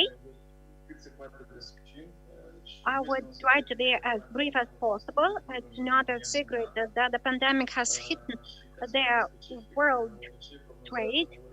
And also we are forecasting a decrease for the export for 2021. And as the Republic of Moldova is not excluded from all these world processes, it means that it has been already impacted as well. Actually, in this context, it becomes more pertinent the question if DCFTA would be able to help us in focusing and actually coping with the shocks of the pandemic, and also to enhance the resilience in general. In order to do this, we have calculated what is the potential of export in this regime and to what extent it has been harnessed at this moment. But before actually talking about these calculations, let's see what is the trade with the European Union. And as mentioned, in the light of the shocks from 2020, the trade flows have suffered. You may see that actually that the reduction of exports has affected all the directions, all the countries. You may see that European Union in 2019 have registered a small reduction for exports, while in 2020 we see that the reduction is much bigger. And the reduction is about 10.6% as compared to the previous year. And I would provide later what have been the causes for this. At the same time, the export to the community of independent states has decreased with not so rapidly, thanks to the dynamization of the export of apples. And over here, we have a decrease only by 9.74%. On the other hand, the reduction registered for the exports on the other markets have been rather dramatic, because over here we have a decrease of 12.4%, and this has been generated by a reduction of exports of cereals towards Turkey. And now, talking about the characteristics of the exports of the Republic of Moldova towards EU. Once again, you can see over here that in 2020, we have a decrease for food products, but also non-food products.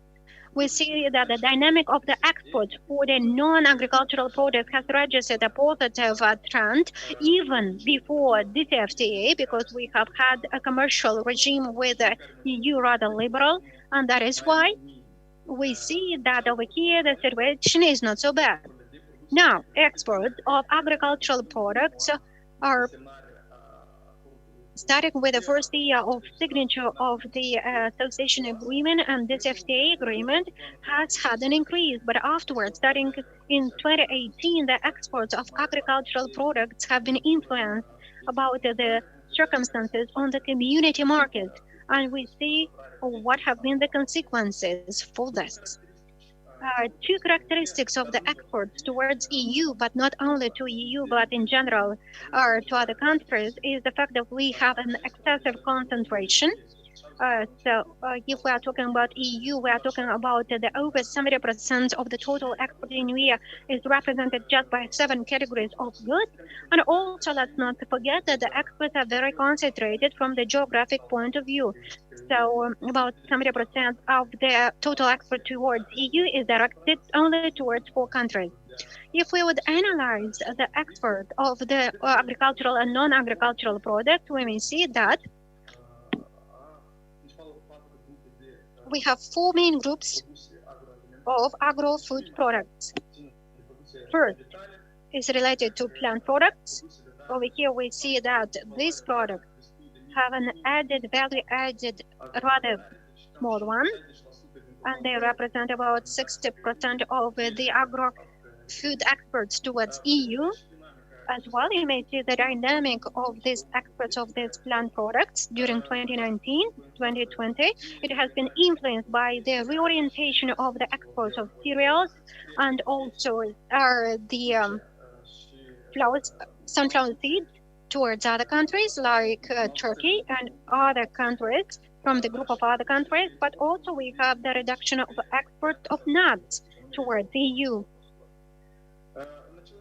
At the same time, we cannot talk about a major extension of the export of fruit towards this market, because we say that we have a concentration over here, but this is not the biggest barrier. There are barriers which are more technical.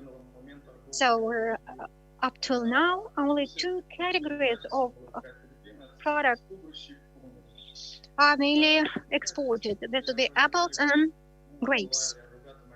Unfortunately, the export of the products of animal origin with a higher value added has been rather limited. And also, these exports represent the biggest challenge. This is the very last group of products that is rather neglected and is implemented or is represented only by one single product, and namely by honey. And it's very important for us to analyze all of this exports from geographical point of view to see how the evolutions by groups of countries. You may see for 2013, 2016, and 2020 that for some of the agro-food products, the DCFTA has stimulated the reorientation and the increase of exports from the community of independent states towards EU. So you may see the reorientation of exports from the first category due to the restrictions imposed by the Russian Federation, but also, on the other hand, because there were more attractive prices in EU for the respective groups of products.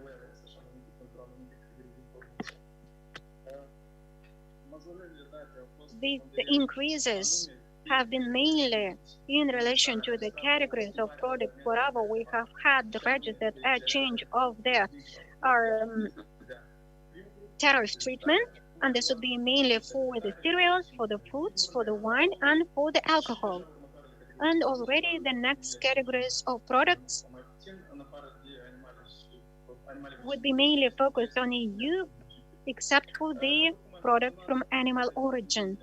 As I have mentioned already, we see that the potential is not fully harnessed due to the fact that they cannot meet, for instance, the conditions so as to enter the EU market, or maybe just because we don't have the production market.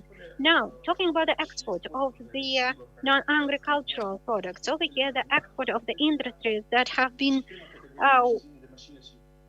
working in the area of machinery and electrical devices, they actually cover half of all the non-agricultural products.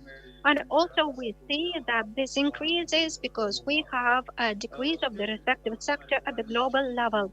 A big importance would be for the export of textiles, and this has been influenced by the circumstances existing on the ordering markets, and they're also covering a smaller share from the exports. As for the diverse products, over here it's a generic title, but the most important is that it's focused on the categories that is subject to a specific tariff regime.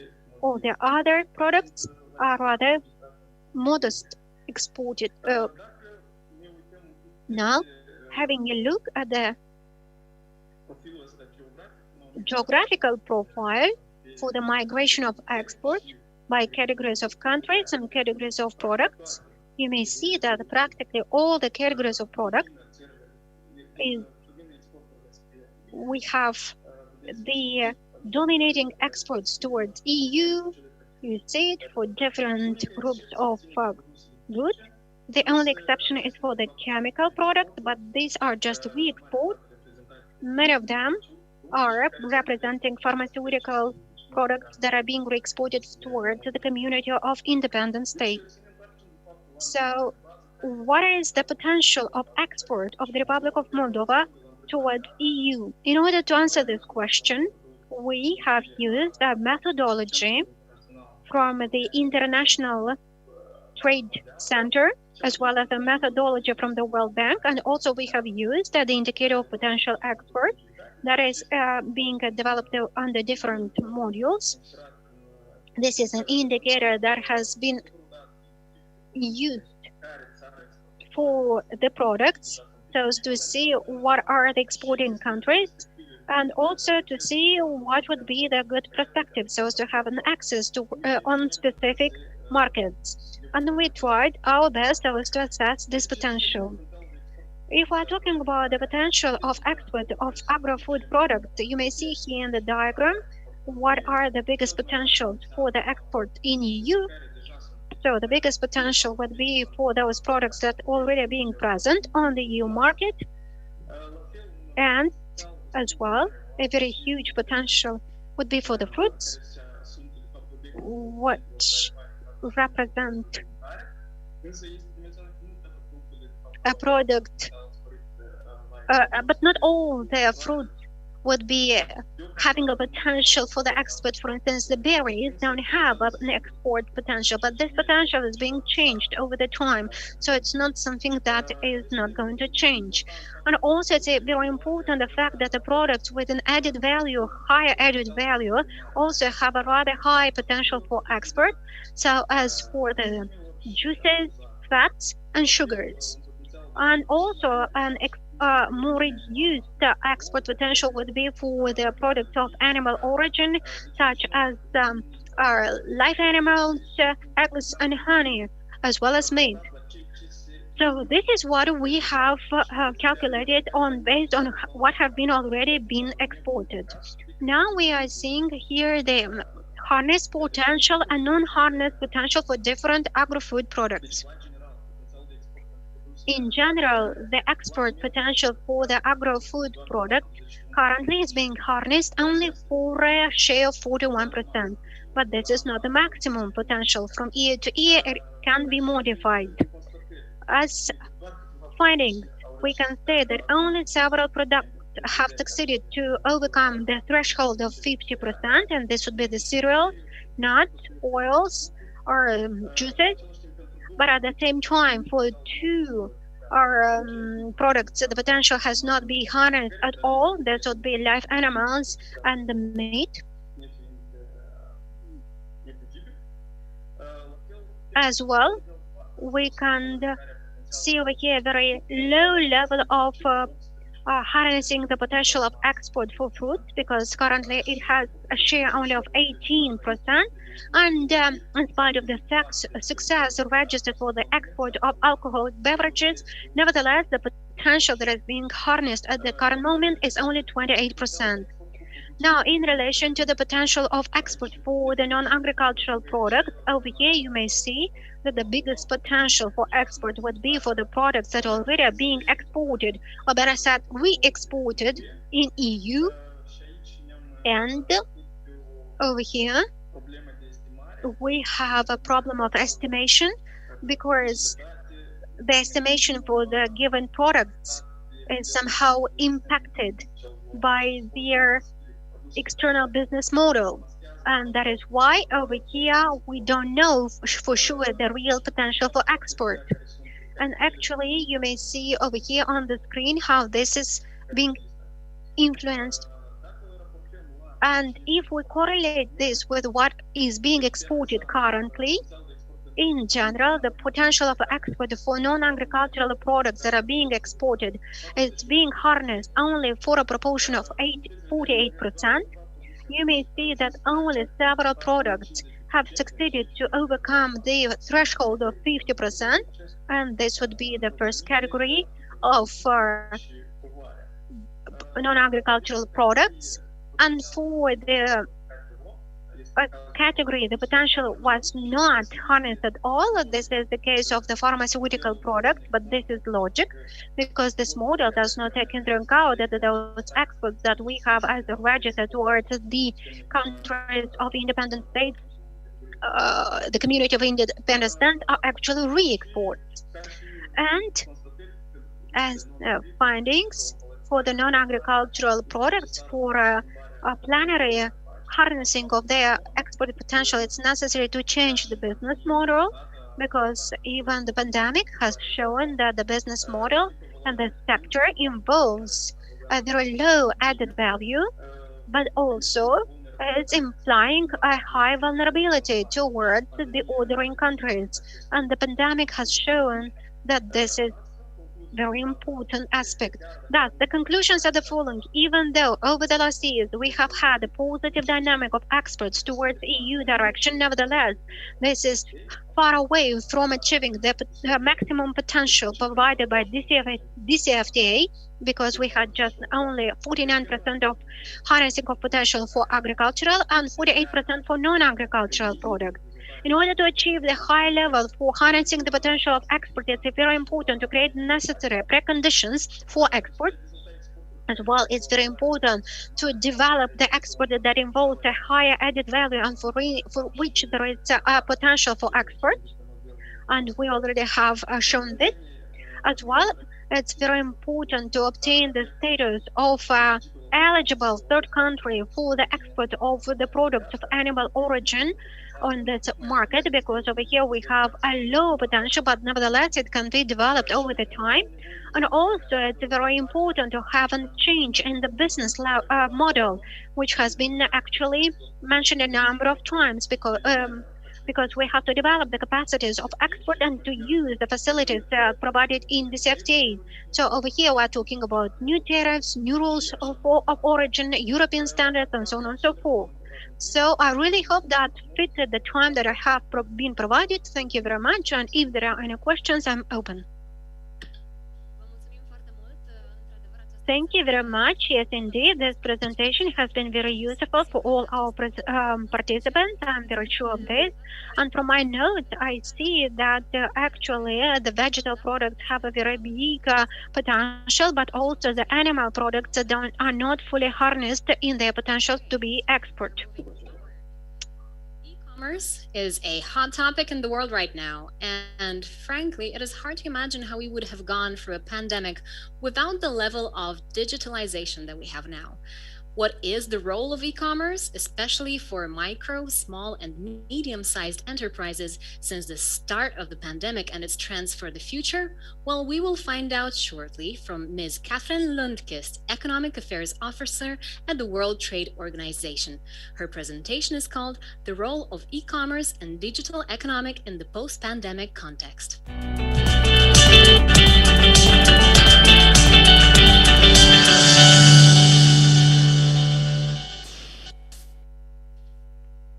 Ms. Lundqvist, welcome. Welcome to the digital broadcast of Moldova Trade Forum. It is a pleasure to share the virtual stage with you. Thank you all for having me. It's really a pleasure to be here. So as you already noted, I'm going to give you a brief presentation on the role of e-commerce and the digital economy in the post-pandemic context with the role of micro, small, and medium-sized enterprises combined. And this is a topic that's especially dear to my heart. I am assisting with the WTO informal working group on micro, small, and medium-sized enterprises. And I think without e-commerce, I mean, they've already suffered the most during this pandemic, but it would have been even worse. So I'm going to just set the scene a little bit here.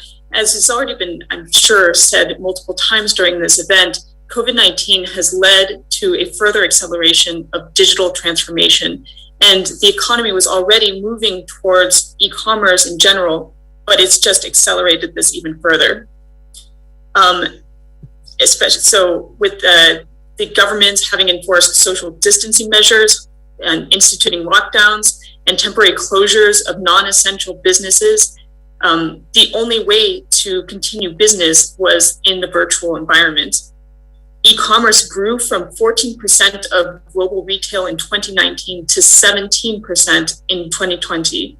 And digital sectors like teleworking, gaming, distance learning, digital entertainment, and online conferencing also grew as the pandemic encompassed the economy.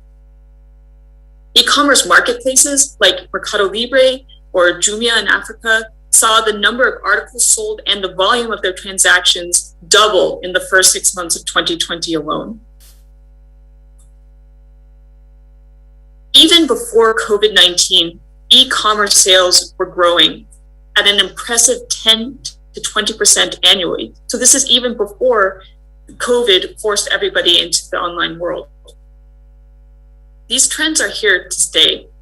And as shown by 3 key findings of a recent UNCTAD COVID-19 and e-commerce report, we can see that 50% of consumers expect to continue shopping online even after the pandemic.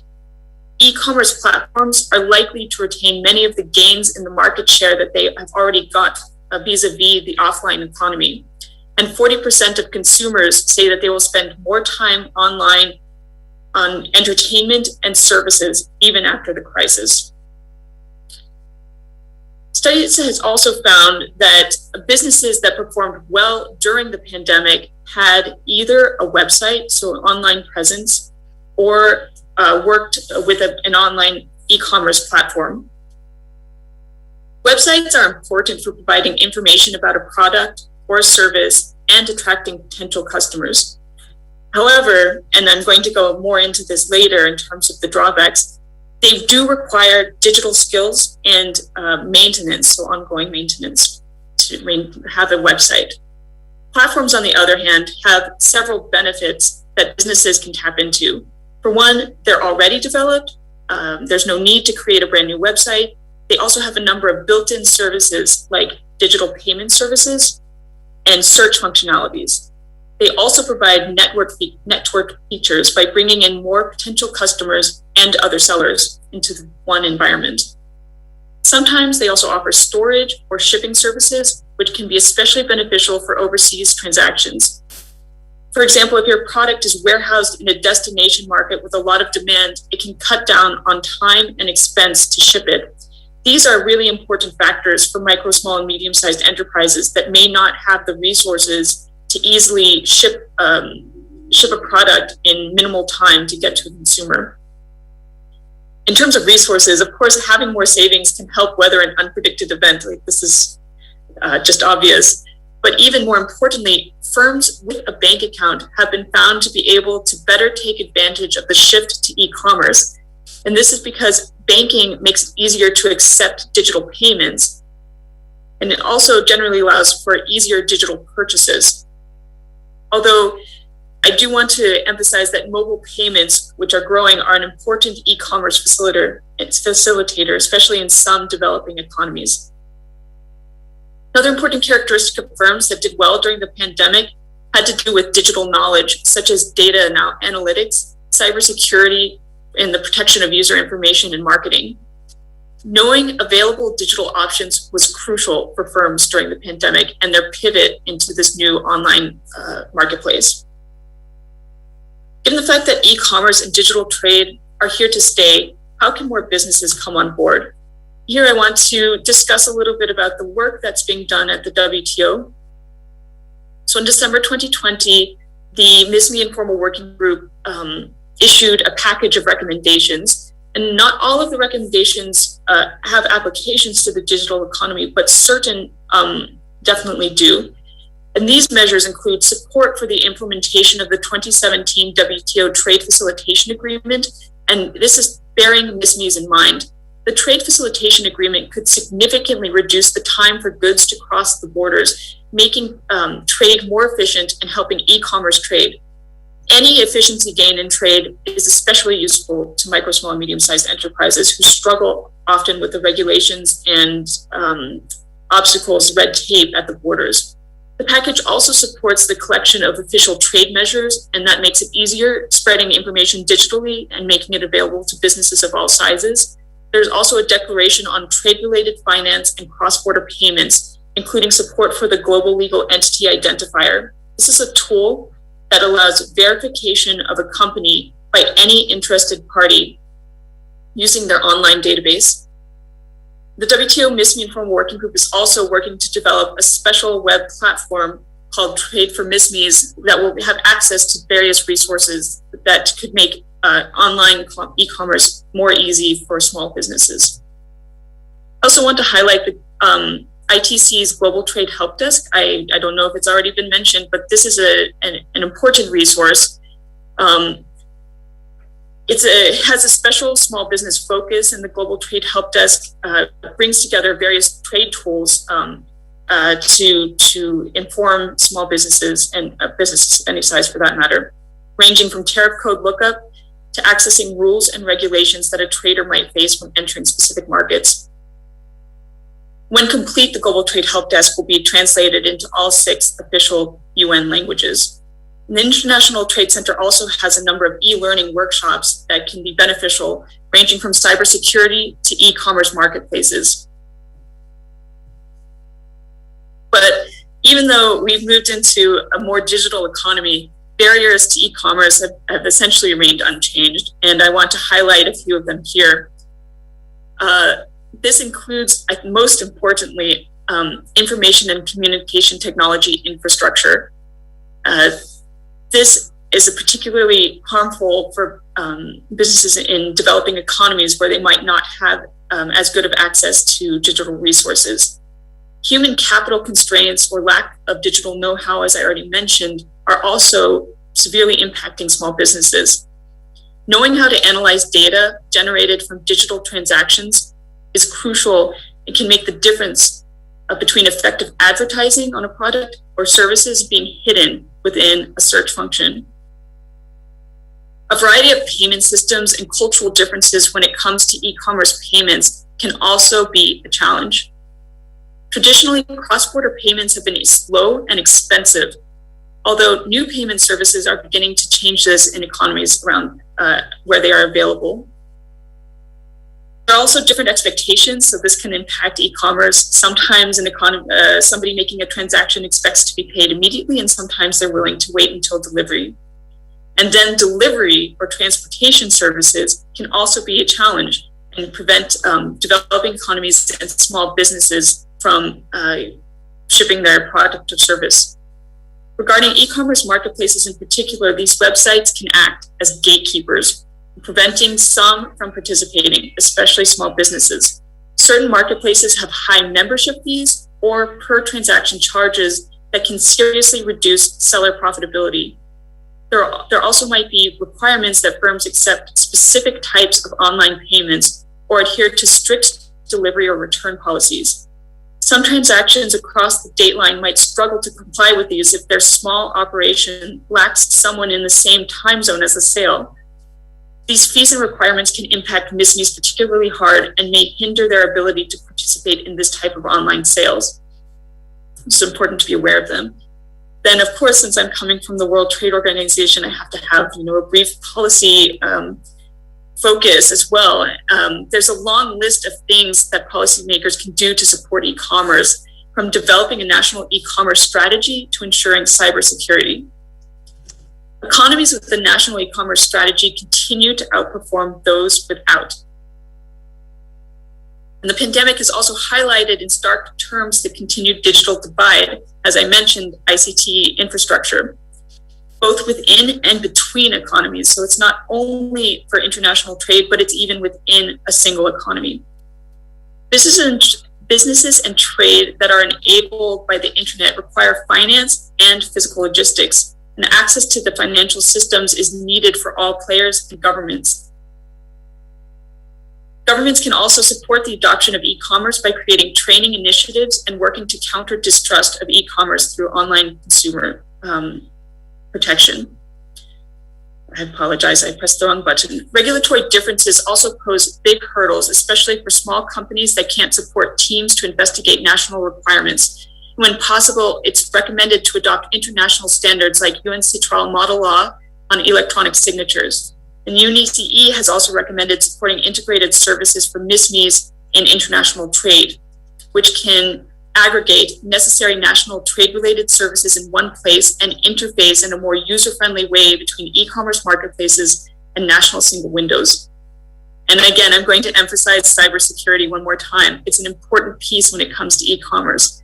Fraud is real and it targets firms of every size, but small firms are even more vulnerable because they're viewed as weaker and they can be viewed as an entry point into a larger supply chain.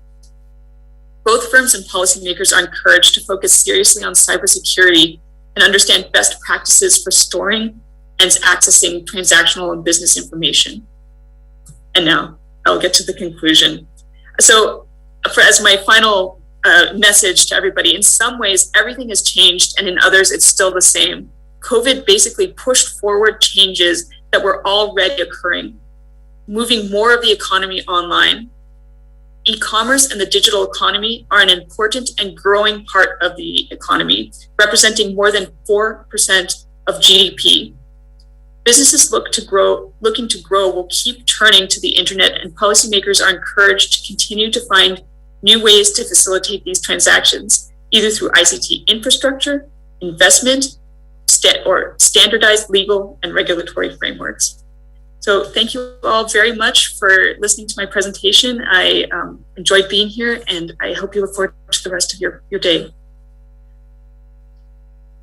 Thank you so much. And yes, we actually do have a question for you. Thank you for your presentation. This interesting question came through from our audience, and I suggest we take 1 or 2 minutes, as I'd be curious to hear your thoughts. Here's the question. The pandemic has mostly benefited the world's leading digital platforms. What should public authorities and business communities do in small countries like Moldova to keep on track and reduce this gap compared to leading players? That's an excellent question. I think as somebody focused on small businesses, it's also crucial to understand how they work in smaller economies and also developing economies. And bringing everybody on board is part of the MISME Informal Working Group's mission and having an integrated and inclusive environment. How can you compete? I think it's important to understand that in terms of size, it's not necessarily possible, but that's the benefit of global value chains, in that they can break apart a larger value chain into smaller pieces that are then more manageable. So again, ICT infrastructure, this is the most important part in order to join the e-commerce economy. And getting that piece is probably where governments and policy needs to really focus, because once it's available, I think MISMEs and their entrepreneurial spirit are able to figure out how to find a niche where they can compete globally and enter a marketplace. So that would be my one recommendation, is focus on making sure that you have access to the internet and to digital resources. Training is another one. That's an excellent answer. Thank you very much. Thank you for being part of Moldova Trade Forum, and I hope you stay tuned with us and enjoy the rest of the forum. I love, honestly, the way the Moldova Trade Forum highlights broad topics with the participation of different stakeholders playing an important role on promotion at national and global levels. We move forward with expert support promotion programs. The first presentation will be delivered by Ms. Natalia Yakimov, AdTrade Project Officer. Besides the organization of this forum, we will also hear what other activities the project aims to implement in the near future.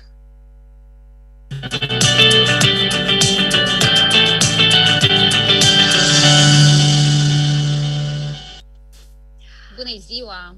Bună ziua, and hello and welcome to Moldova Trade Forum. The stage is now yours, Natalia. Bună ziua, Lydia! Bună ziua! Hello, Lydia. Hello, dear participants. Thank you very much for being in such a big number present here at this event, Moldova Trade Forum. And I have the pleasure to introduce the support measures provided by the AdTrade project for the exported from the Republic of Moldova, and how does the project contribute to the achievement of the SDGs. The partnership between Sweden and UNDP under this project of AdTrade represents a significant step towards the achievement of the global goals, and thus in the development of new jobs, of economic growth, which implies the living conditions of all the workers. The project is implemented with the financial support of Sweden, implemented by the UNDP. The project aims at three objectives, key objectives, which are following: first of all, to raise the level of awareness of the businesses with regard to the advantages of the agreement signed by the Republic of Moldova, in particular of the DCFTA with the European Union. And the second aspect refers to the fact that the project provides assistance with regard to the development of export capacities of the companies and of the associations. And another aspect with regards to the support to the initiation of startups and development of young companies. In addition to the event of today, the project organized different support measures, like, for example, remote or learning or trainings or different methods of organization of the exchange of experience, or at the same time, following these measures, we do know what are the further needs of providing targeted assistance, so that the company, understanding the needs of development, they can apply for a number of in this event. This is planned for the current year, and I had the pleasure to present it. So if you could share your screen, that would be amazing, and our team will take the sharing screen from you and also broadcast it into our presentation. Please let me know if that is yes. We can see it now. Thank you very much. Please go on. Programele pentru care îndemnăm exportatorii. The programs for which we are encouraging our exporters to apply. This is the Export Acceleration Program. Under this program, that will develop or contribute to the increase of volumes, and will provide them with different storage facilities for their products. And then this will get to on the shelves of the shops. The program that is the winners, an additional measure for development of the institutions that are providing assistance to the entrepreneurs, and in particular to the business associations, for this to be able to develop further and to have sustainable private-public dialogue to overcome the barriers and improve the business environment. Last year, there have been selected already 6 business associations in the agro-industrial field and the creative industries and different other sectors of the economy that benefited of support. And the exporters, the producers from the Republic of Moldova, an initiative that is going to be launched in June current year. And also, not less important, is the social entrepreneurship, is to develop networks led by, to provide grant programs to increase access to technology, science, and mathematics. We do trust and we are confident that the support measures provided in cooperation with the local and international expert companies that we have selected as service providers would bring results for the local companies. And so, since the pandemic hit all the sectors of the economy, that the support provided by the project did manage to contribute to the establishment of at least 17 jobs, of establishment of new partnerships between businesses, and to help businesses to develop further. So we'd like to encourage you to follow the webpage of UNDP and apply to all the competitions organized by the art trade, the financial support of Sweden. Thank you very much for your attention. Thank you very much for your presentation, and we wish you a great experience here at the forum. For those of you who have tuned in later, this is Moldova Trade Forum, and we are streaming live. Our team, if Ms. Lachinova. Are we connected? Yes. Hello and welcome to Moldova Trade Forum. We can hear you well.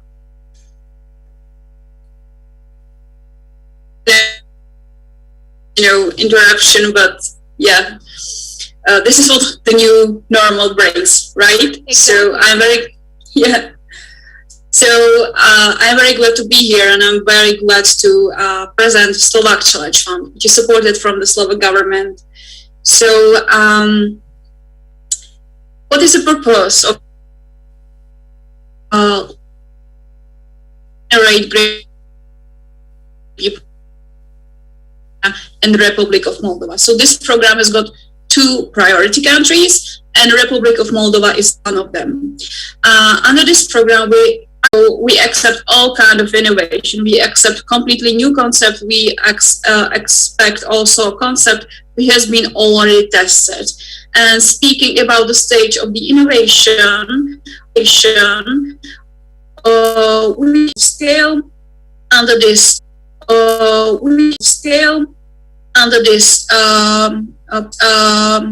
Point, we understand that the projects will focus on already proven, solutions which will need scale up, which is agriculture, innovation in good governance, and beneficiaries, but also for other in the region.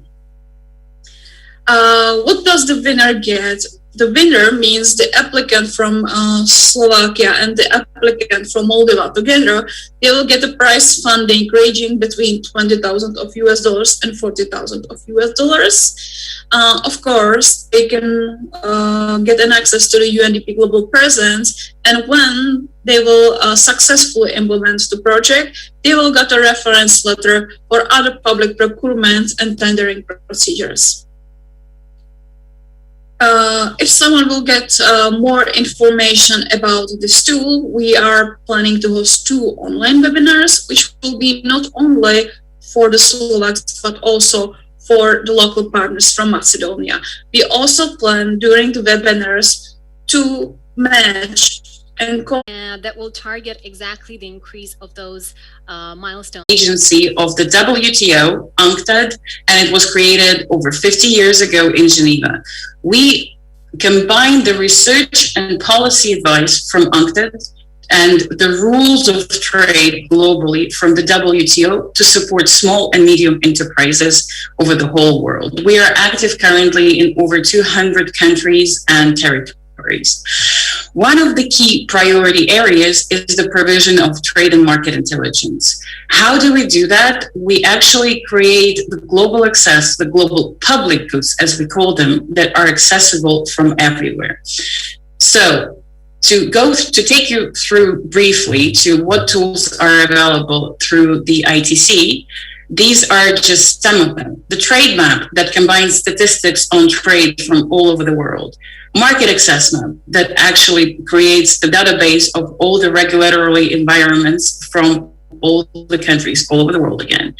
Export potential map, the tool that creates the forecast of which markets will be growing and are forecasted to grow faster or slower, and where also are acquainted with the problem of certificates of origin, because quite often to have the benefit of certain preferential regimes, you need to have supporting documentation, and that we are also collecting in the rules of origin facilitator.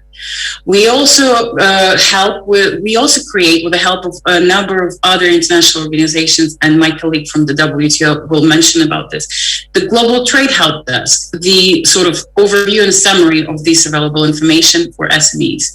We also have knowledge resources, which are SME Trade Academy, where you can acquaint yourself with a very structured that you need in your domestic economy.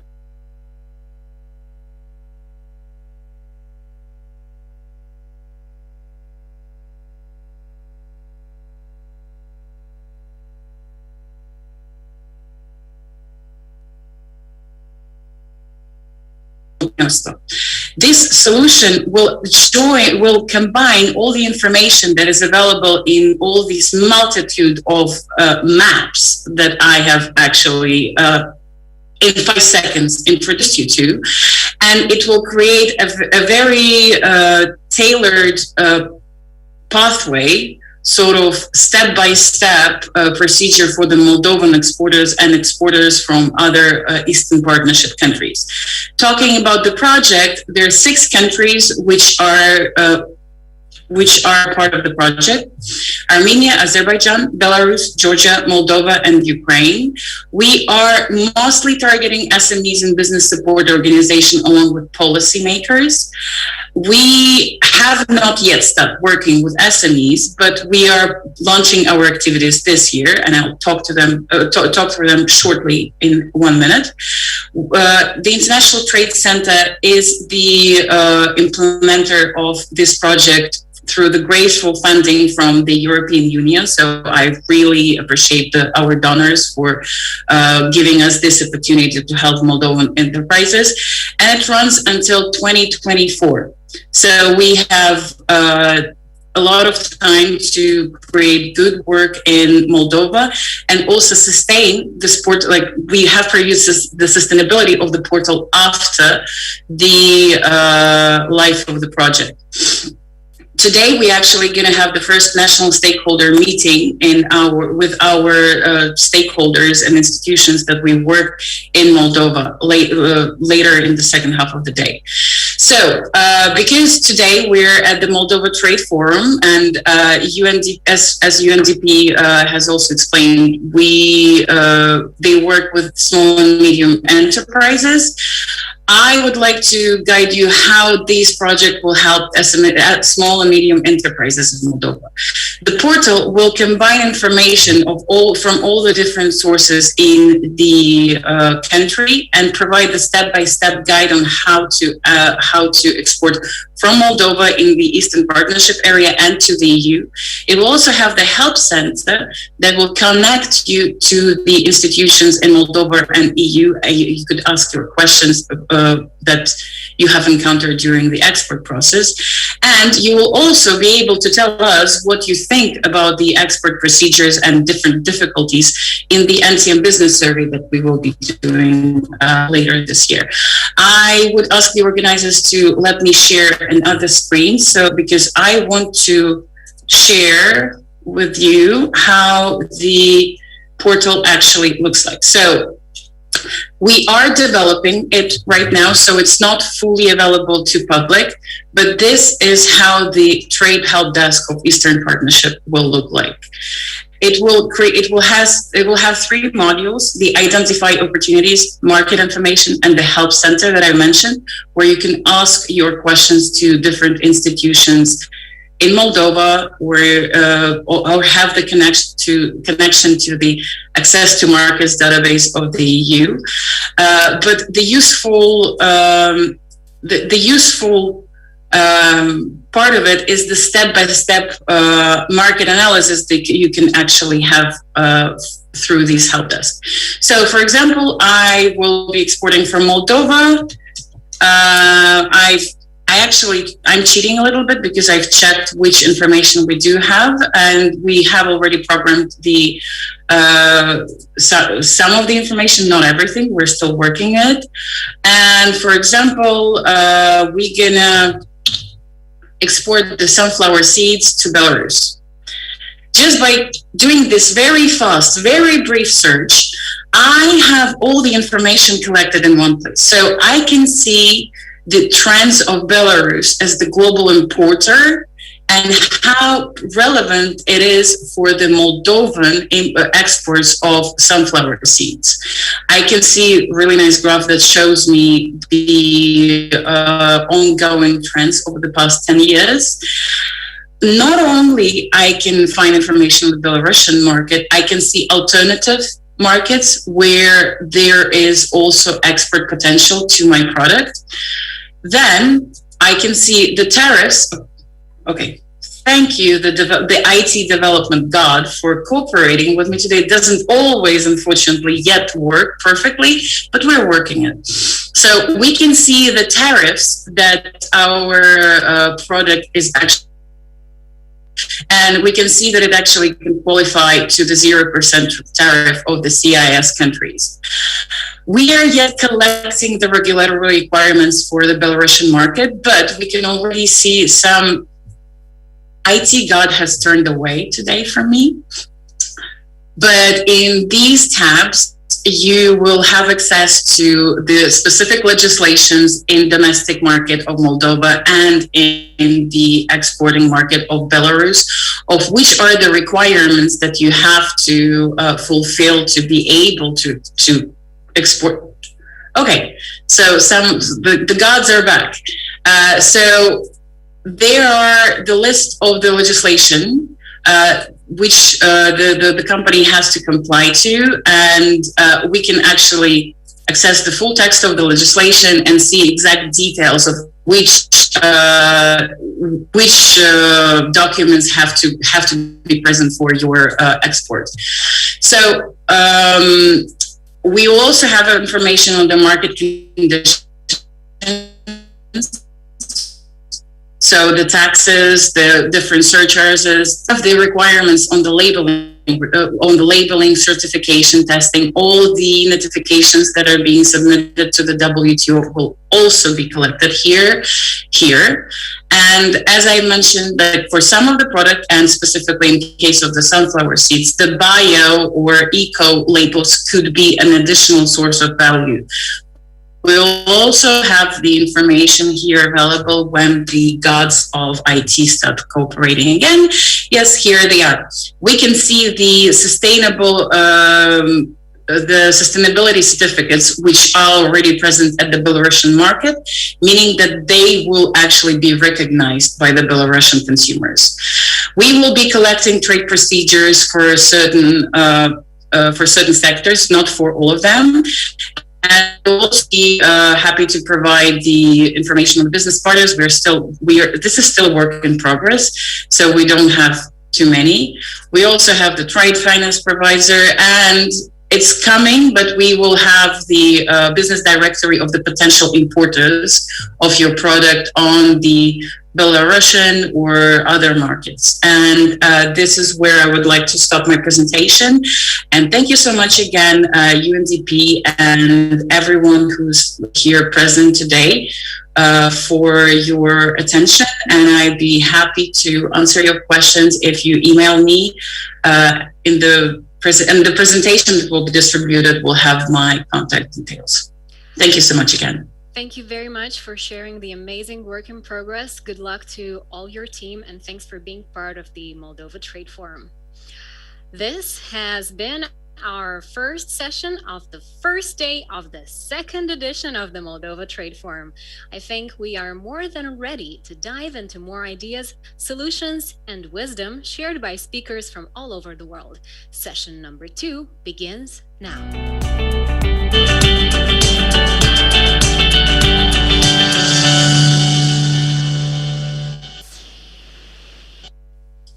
You know what they say, great leaders don't set out to be a leader, they set out to make a difference. It's never about the role, it's always about the goal. I'm very excited to introduce you to our next special guest, a world-renowned futurist, influencer, and thought leader in the field of business and technology. He's a column for Forbes, advises and coaches many of the world's best-known organizations. He has 2 million social media followers and was ranked by LinkedIn as one of the top 5 business influencers in the world and the #1 influencer in the UK. This is the one and only Mr. Bernard Marr.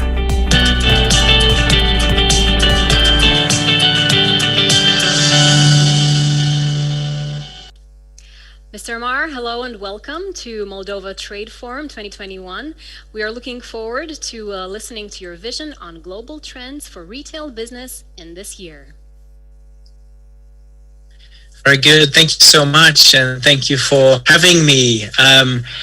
What I want to do today is to look at some of the most important trends in the retail space. And what I've done is I've written a few books on technology trends and business trends. And what I have done is I've distilled these down to what I believe are 8 really important trends that every retailer needs to consider and think about. And hopefully that will be useful. I will try to give you practical examples of how some retailers are slightly forward looking, maybe a few years time, but it's important that every retail organization gets ready for those trends today. So my first trend is this trend towards an omni-channel retail experience. We now have this hybrid world. We've had this now for a number of years, that we've entered this fourth industrial revolution that is digitizing our world. What we've seen during the coronavirus pandemic is that this trend has been accelerated. And what is really important is that retailers have this omni-channel presence. That means they have an online presence, an offline presence. They might even have social media channels, and customers might want to come to any of those channels and contact them and get some advice and buy things. And this is really important. The other thing that's happening is that we are now seeing a world where we have intelligent sensors. We have the Internet of Things that allow us to track and monitor customers even in the offline world. In the past, it was only possible to track customers in the online world, to see what web page they're visiting, how long they're visiting, what they're looking at for how long, what they're clicking at, and so on. And today, we have the same possibilities in the offline world, where we have sensors, where we have cameras, and this means we have data available. And this allows us to create metrics and track our customers across all digital channels. And the other thing I'm seeing across this trend is that we also have increasingly in this channel digitization more digital only products. This is quite interesting. If you think about fashion retail, for example, so in the past, clothes were only real and you would walk into a fashion retailer to buy them. Today, in a world where people live online, they spend their lives on Zooms and Teams, and they showcase their life on Instagram, we now have this whole new ecosystem where you can buy fashion, so clothing items that only exist in the digital world. So I can now go to a company, say, here's my picture, put some nice clothes on me for my Instagram photo, and they will do this. The other thing that will happen when it comes to this new omni-channel world is that we will have increasingly machines as your customers. So if you are a retailer, a grocery retailer, for example, in the past, I as a human will make decisions. Do I need to buy milk or butter, and when? In the future, we will have intelligent machines like smart fridges that can detect what is in the fridge and when to reorder them. And those machines will make autonomous decisions. So it's really important for retailers to be connected to those systems and therefore be able to integrate into this machine-driven world. So the first trend was this whole omni-channel hybrid environment. The second one is what I refer to as cognifying our services. So this is all about artificial intelligence and bringing in the intelligence into our retail experiences. And this comes via recommendation engines, for example, that we are used to when we go to Amazon. We are seeing this in terms of personalization, where we can now deliver exactly what our customers want.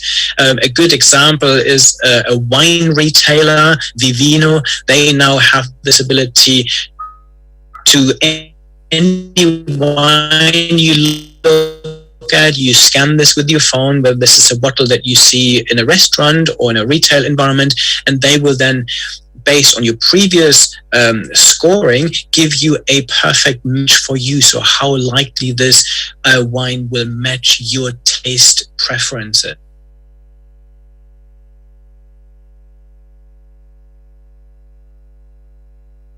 your exact measurement.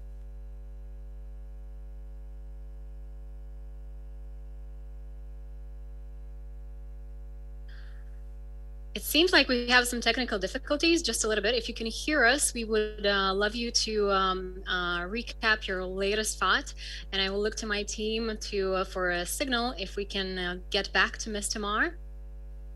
All right, we will get back to Ms. Tamar a bit later, but now I think we can move on to the next speaker for this instant.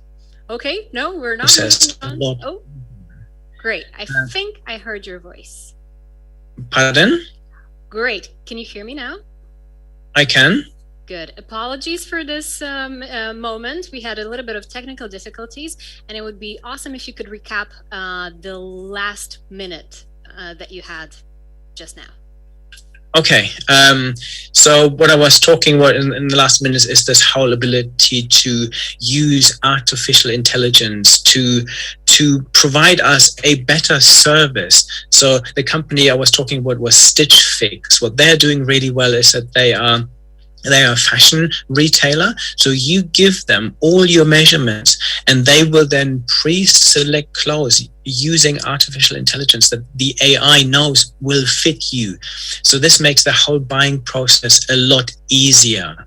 We see, and this has also implications for the physical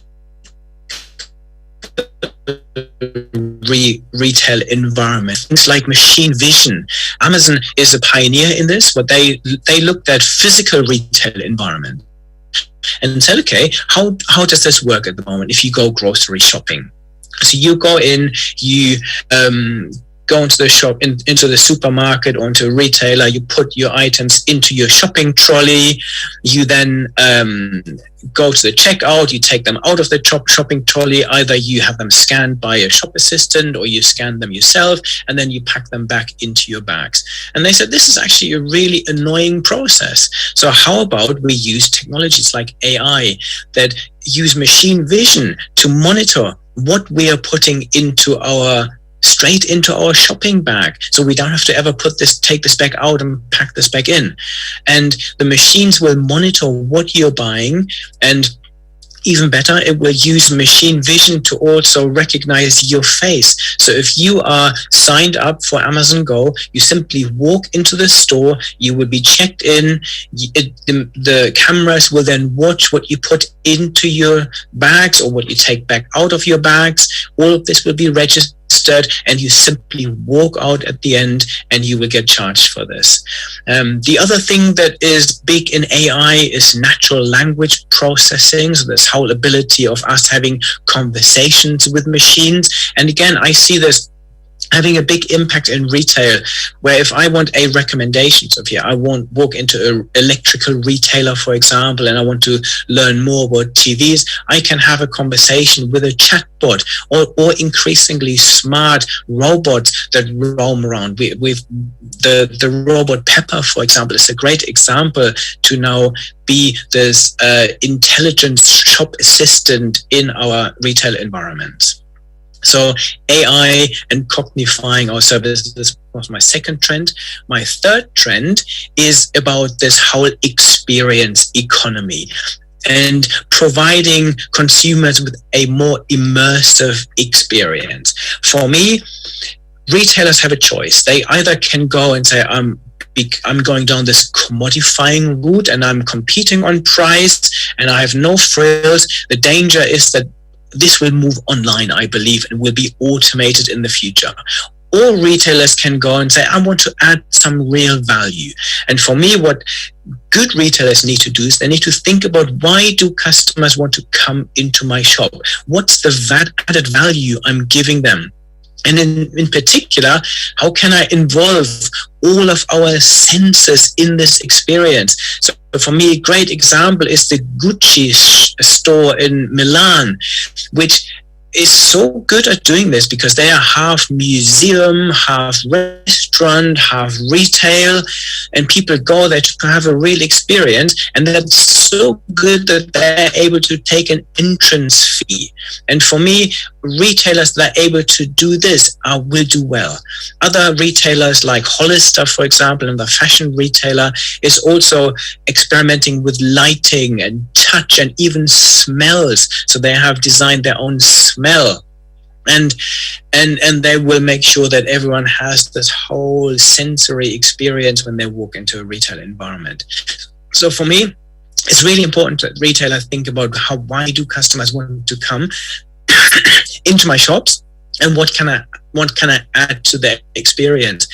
Also, in this whole experience economy, we will now see new technologies coming in, like augmented reality, that allow us to use our mobile phones to give customers additional information about items that they're shopping for.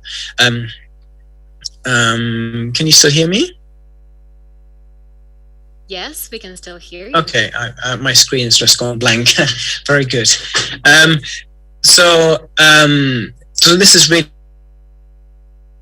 important that we have augmented reality, and companies like Nike and Burger King are now doing this really well. Nike in particular, where you walk into their retail store, you point your phone onto a certain VR code, and then it gives you the augmented reality experience where you can see how this item was produced. You can create ads that they can see in real time. And the next step then is virtual reality, where you get completely immersive experience. So at Tom's, for example, the shoe manufacturer, in their stores, what they have done is they give people virtual reality headsets, and they can put this on, and then they are transported to Peru to see what the impact of their 1-for-1 giving campaign has on local people. In terms of augmented reality, we can then also move this from the in-store experience to the completely digital experience. One of my favorite examples is Warby Parker. They manufacture and sell glasses, and the glasses retail world at the moment is pretty broken, because what happens is you go into a retail store, you have a limited choice, you don't necessarily have a shop assistant that can give you the amazing experience, recommend products to you. What they've done really well is they've combined this experience economy with artificial intelligence. So if you go to their website, or if you use their mobile app, it scans your face and then recommends glasses that will fit your shape of head. And you can all try them on the screen, a bit like a Snapchat filter, and then you can really see what does this look like, and then you can order them and you will have them the next day. And for me, this is an amazing customer service experience. The other thing, my fourth trend, is what I refer to as see it, like it, buy it. And what we're now seeing is that consumers are increasingly impatient. They want products the minute they're seeing them on a screen, on a YouTube channel, when they see influencer talking about certain products, when they are playing a video game. And all of this offers retailers these micro moments where I have just seen something, this is really cool, and I want to buy it right now.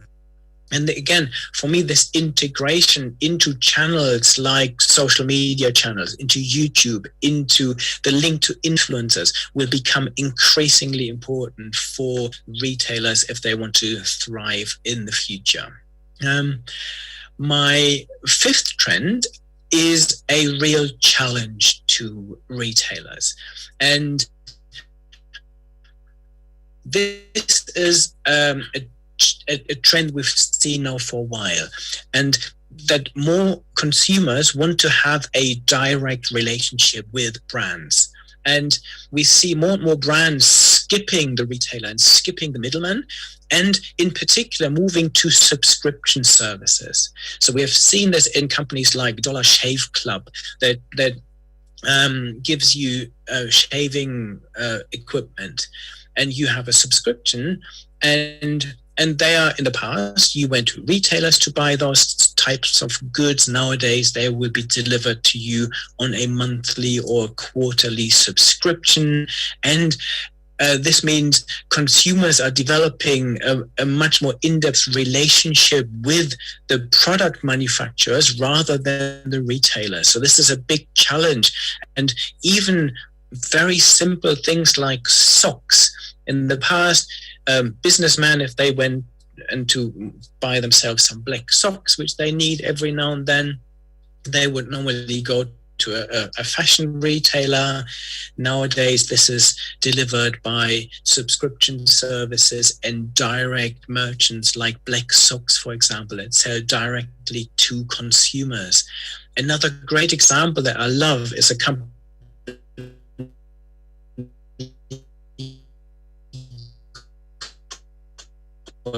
Bark Box. They, for example, for your dogs, delivered as a subscription to your house directly. Or companies like Gymshark that sell gym equipment, gym clothing. Or companies like Nike and L'Oreal. They are interesting because in the past they have been exclusively through retail, and both L'Oreal and Nike are now increasingly delivering and selling their clothes directly to consumers, which is for me, this is another big threat to retailers, and they need to think about how they can develop a better relationship with consumers to create this engaged relationship. My sixth trend is all about autonomous delivery and fulfillment. So what we are seeing now is that we have increasingly smart and autonomous, we'll soon have self-driving cars and self-driving trucks. We'll have self-driving ships on our oceans. All of this is currently in development. But even the last mile delivery, so the from the depot to the consumer, is now being automated in various different ways. So I live in Milton Keynes in the UK, and we've had autonomous delivery robots now for the past 5 years here. And in the beginning, this was quite strange, but nowadays we use this all the time. They look like a little bit like a mini fridge on wheels, and they drive around, and you can order your shopping from your supermarket or your local grocery shop, when you can also have your takeaways delivered.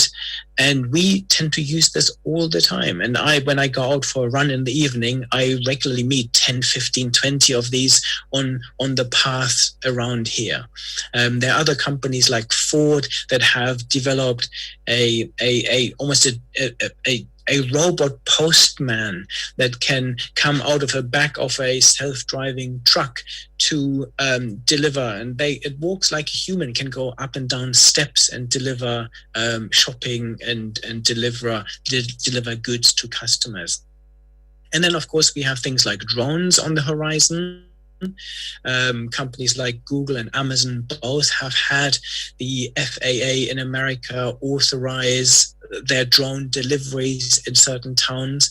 Companies like JD.com in China has been using drones for deliveries to customers now for many, many years. And we've also seen the first trucks, autonomous trucks being operated in China that deliver goods directly to customers. So this is all happening, and retailers need to really think about their automating their supply chain, automating their warehouses. My seventh is about supply chain transparency. What we are now seeing is that more and more data is available across the supply chain. So we talk about this big data economy where companies can track trends, they can predict demand and analyze what consumers are searching for, what they're buying, and we can now monitor from the demand generation generation point of view, right down across our supply chain to our suppliers and our intermediaries to monitor where our goods are. We now have Internet of Things connected sensors that we can put onto our goods, even onto our packaging. There are a number of vendors that have RFID chips built into their packaging to track this across supply chains.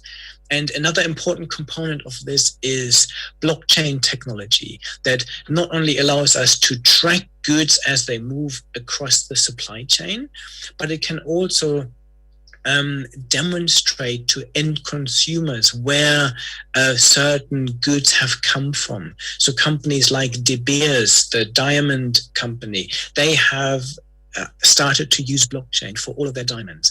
And blockchain means basically you have a record of this diamond that is a perfect record of a photograph of the diamond in raw shape. Then it goes to the cutter, then it goes across the retail chain into a retail shop. In the end, it is owned by a consumer. And this diamond ownership and the where it comes from can now be monitored across the blockchain, which means it is super safe and consumers can get confident that this diamond didn't come from a conflict zone with blood on it, but it is across a sustainable supply chain. Another company that has been experimenting with this is Bumblebee Foods, and they make tuna and in tuna. And again, what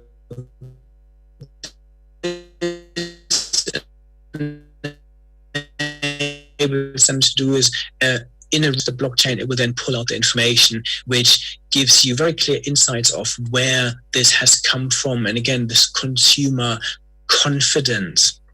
And for me, this leads me to my last trend, which is very closely related to some of the topics I've just covered, which is this more conscious consumption. What we are now seeing is that consumers are much more aware of the environmental impact of what they're doing, of what they're buying.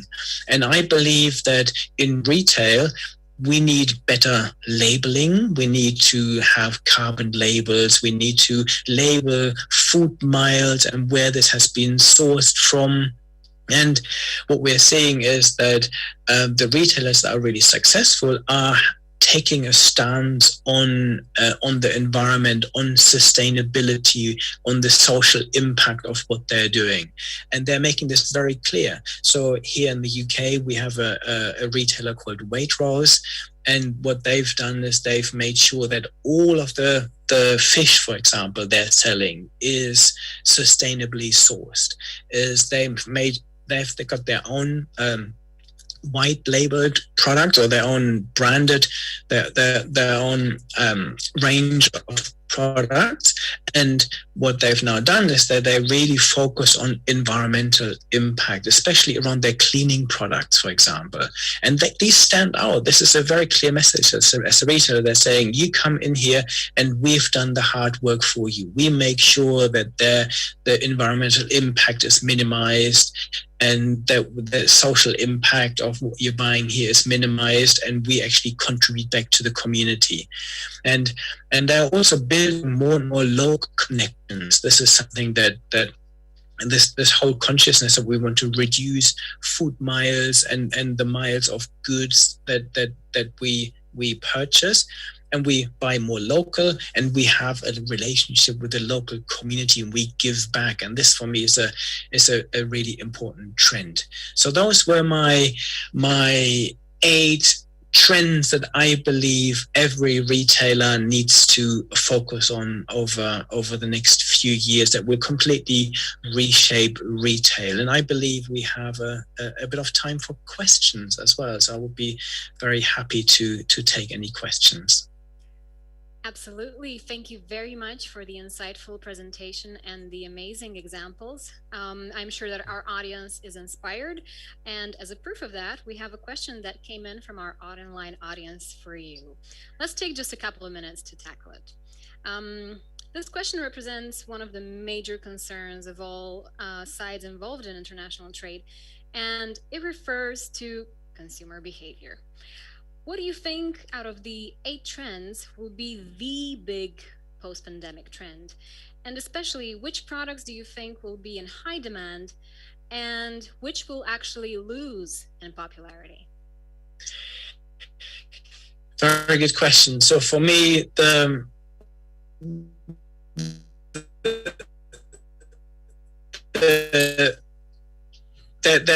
the last trend I was talking about, this conscious consumption. So what we are seeing is that any product that has a really bad environmental impact will go down in demand, and any product that is good socially and environmentally will go up. One example is meat, for example. One of the biggest things we as humans can do to help with the climate crisis that we're experiencing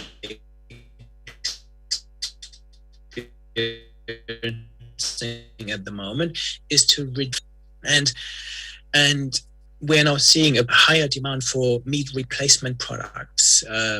We see a big rise in consumption of vegan food, but also lab-grown meat and synthetic meat. That I think all of these things will grow. So the conscious consumption element will be really important. And for me, having this omni-channel experience, being able to offer your consumers a great experience when they walk into a store, when they go online, when they're on social media. And again, fashion retailers like Burberry are doing this really well, when they're using technology like beacons that connect to your phone. So if you have an app, you walk into the store, they will automatically recognize you. The shop assistants can see what you've purchased in the past. So this creates a much more intimate experience. So for me, if you are able to personalize the experience and have products and services that are good socially and environmentally, they are the ones that I believe will be successful in the future. Thank you very much for your answer, and thank you for being such an important part actually of the Moldova Trade Forum. I'm sure that you got plenty of new fans following up to your speech, and I hope that you enjoyed the rest of the forum with us. Thank you so much for having me. Thank you. Next up is a very special guest from Moldova. Please welcome Mr. Sergiu Hara, President of the Chamber of Commerce and Industry of the Republic of Moldova. His presentation will be about the Chamber's services that facilitate exports. Stay tuned for this one.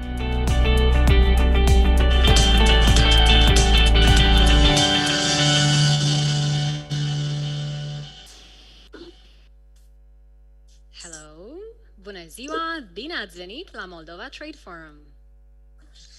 Hello and welcome to Moldova Trade Forum. Good day, ladies and gentlemen. I would like to welcome you at this important event for the business environment in the Republic of Moldova. As well, I would like to thank the organizers who have undertaken considerable effort in order to come up with entrepreneurs being present over here from a number of countries. And this will be about 500 participants. I would like to come up with some information in relation to the support that the Chamber of Commerce and Industry of the Republic of Moldova is providing to the local companies as well as to the foreign companies in order to increase their capacities, but also to increase the exports and imports in the Republic of Moldova.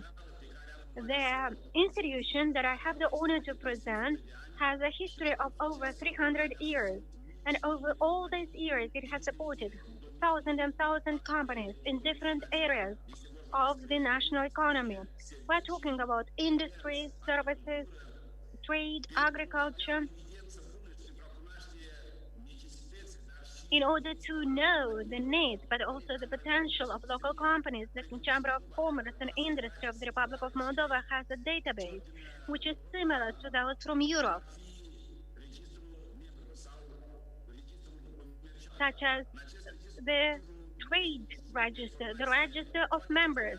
Over here in this register, we have detailed information about local companies, such as the potential of export, area of activity, assessment of the impact as a result of the support coming from the chamber for the companies, but also the personnel cabinet for every company, for them to have the possibility to access different services from the Chamber of Commerce and Industry of the Republic of Moldova, so as to increase the capacities of the member companies. Over the last years, the Chamber of Commerce and Industry has developed a number of services so as to have the possibility to support the local companies in order to increase their capacities in different areas. In this respect, we have created in 2017 the Export Academy, a similar institution to those from the European Union, and with the support of the Euro Chamber, we have launched this academy as well. We have a special channel, academy.chamber.md, where you may find much more information.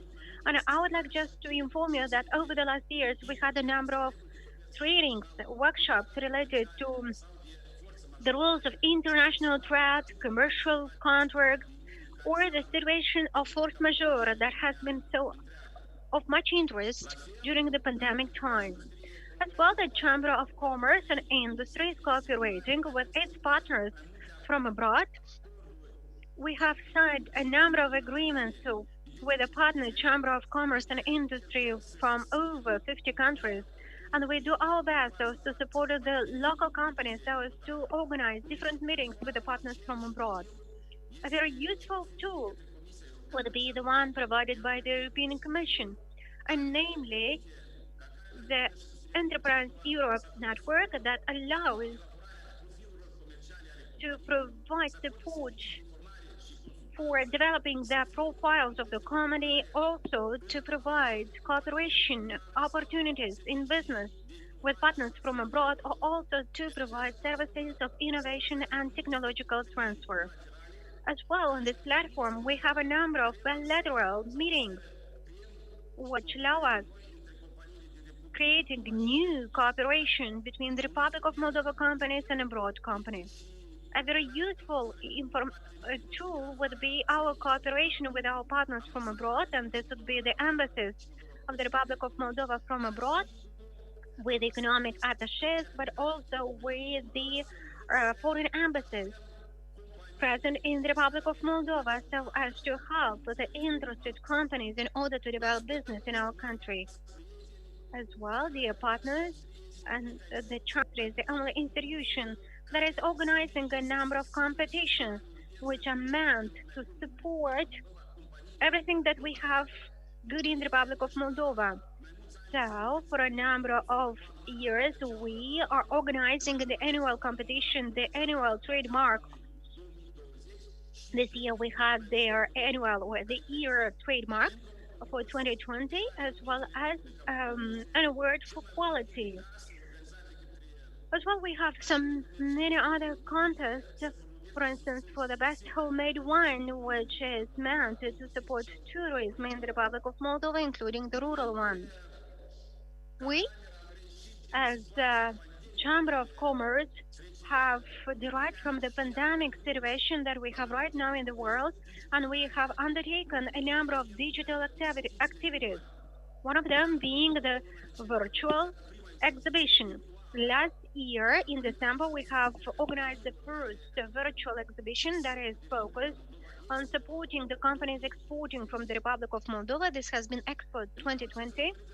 This year, due to the requests coming from the companies from the Republic of Moldova, but also from abroad, we are going to organize the second virtual exhibition together with ODIM, the Organization for Development of Small and Medium Enterprises. This is the SME Expo 2021 exhibition. Over here, we are going to have as participants the representatives from small and medium enterprises focused on export. And I really invite all those who are watching now to follow this event, to get registered on the portal for this event. This event is going to organize during the 3rd, 18th of June. During the 1st of June until the 16th of June, we'll have bilateral agreements. But also during the 3rd of June until 18th of June, you can actually visit the stands, the virtual stands of those present in the exhibition. We really hope that you are going to find in this event your partners with whom you would collaborate. Once again, I would like to mention the importance of digitalization of the activities that are being promoted by all the institutions, including by the Chamber of Commerce and Industry. During this pandemic time, whenever we had a period of lockdown and a number of companies have sent their employees to work remotely, including the Chamber of Commerce and Trade, did all its best so as to digitalize its services such as customs broking, evaluation of goods, endorsement of international documents, certificates of origin. All of this we have digitalized, we have processed the documents for all of this in online format. As well, we have launched our portal client.chamber.md where the members can come up with all the necessary applications, requests, and documents so as to provide to them the necessary digital signatures. Currently, I would like to tell you that thanks to the public-private dialogue, we are committed to support the business environment focused on export, and thus we have invested a lot of time but also the resources of economic units in order to find new modalities of support. So we did our best to launch some new software, for instance, the digitalization of the certificates for temporary export that are being provided in electronic format, and the novelty for those who are watching us, this would be the certificates for attestation of the justifying impediment. So all of this is provided in digital format, and we will do our best so as to provide trainings on this through the Academy of Exporter. We appreciate a lot the promotion of all our services on the social media, wherever we are presenting a lot of information about the local companies so as for them to find partners here in the country but also abroad. The Chamber of Commerce and the Industry of the Republic of Moldova has a very well-trained team that has an experience of hundreds of years in supporting the business environment. And I would like to ensure all those who are watching us today, we are here at your disposal so as to support you, so as to help you to invest in the Republic of Moldova, but also to see all the best things that we have in our country. Thank you very much, and I wish success. So thank you very much for your presentation that is so dynamic and very interesting. And we also have a question for you. And please stay with us. And I will read it in Romanian, but also in English. But you can answer in the language of what you want. Out of the services provided by your chamber, what would be the steps of a producer who would like to benefit, for instance, from developing the commercial profile of the company? Presentation about the services provided by the Chamber of Commerce and Industry, which would be the steps for a producer to benefit, for example, from the elaboration of the commercial profiles of the companies. Mic ghid, pas după pas, cam care ar fi pașii unui producător care dorește să beneficieze, de exemplu, de elaborarea profilurilor comerciale. Vă mulțumesc pentru întrebare și este una... Thank you very much for your question, and it is very important. And of course, the Chamber of Commerce and Industry of the Republic of Moldova has a special guideline for the steps to be undertaken by those who would like to come up with this kind of profile. But let me inform you that it's necessary for you to come to the Chamber of Commerce and Industry or to go online on the webpage of this chamber. And you can You should also fill in an application so to tell us more details about your company, especially in relation to the fact that we will be able to enter you in a global network wherever we have thousands of entrepreneurs. So we're waiting for you at the Chamber of Commerce and Industry in order to fill in this profile. Thank you very much, and we wish you a lot of success in everything that you do. Thank you very much, and wish you success. Important topic.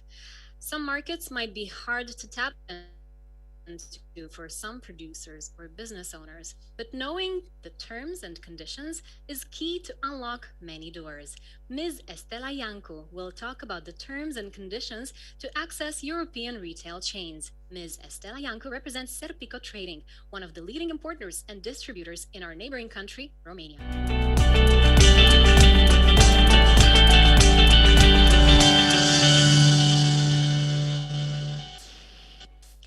Doamna Iancu, bine ați venit la Moldova Trade Forum. Welcome to Moldova Trade Forum. The virtual stage is belonging to you. Good day. Thank you very much for the invitation. It is an honor for me to be here today in front of you and to tell you from the experience of almost 30 years that we have on the Romanian market.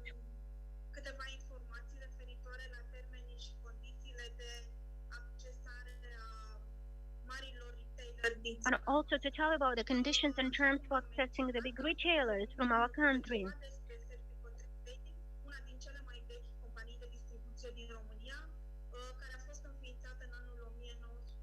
I'm going to talk about one of the oldest retailer company that has been established in 1993 and that has a Romanian capital, and this is a family company. The main activity is that of import and distribution of food products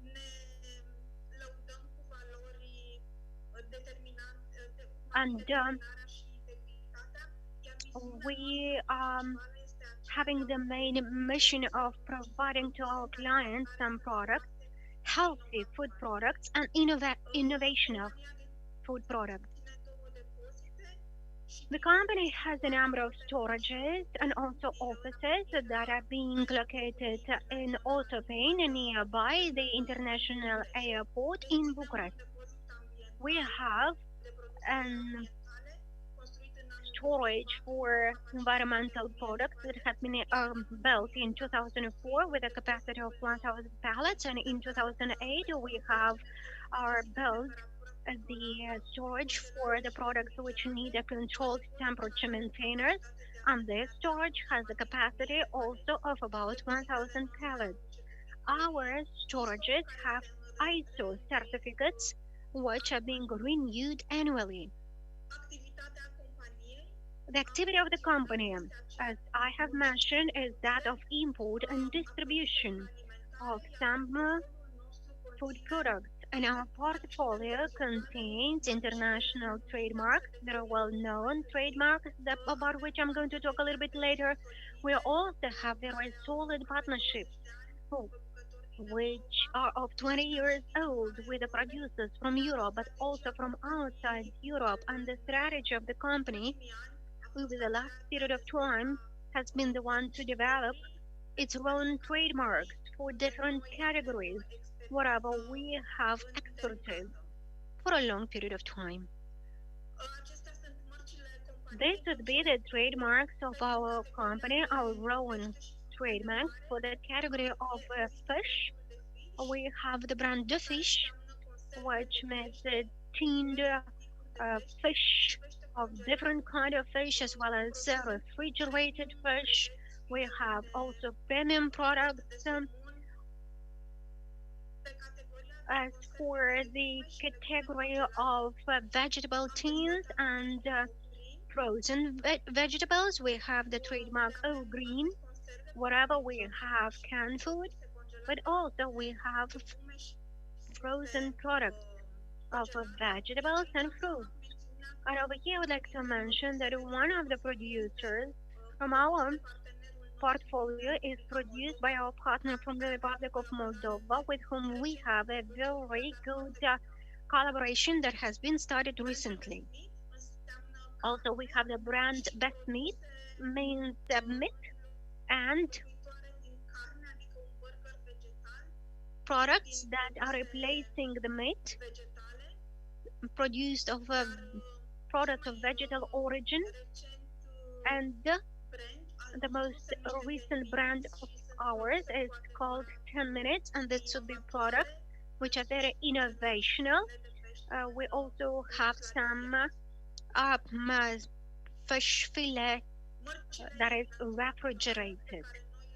The international trademarks that we are distributing with honor and pride, this would be also on different categories. We have fish can,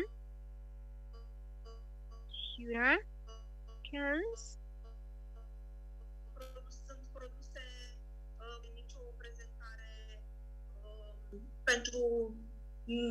atât pentru cei care sunt profesioniști în domeniu. So these are products that are very important for their ones that are working in this area, but also for the final user.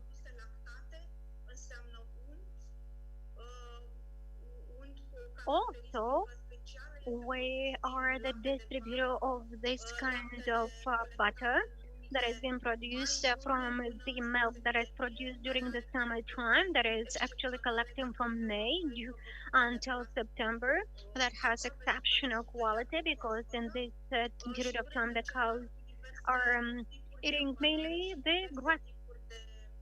As well, we have different types of cheese.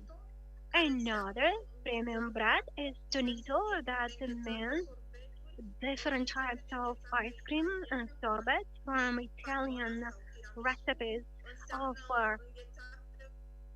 ice cream.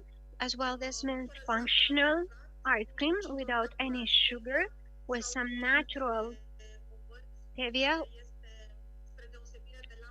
which is not based on soy-based milk. Also from Italy, we have the brand Olitalia, and this will be olive oil.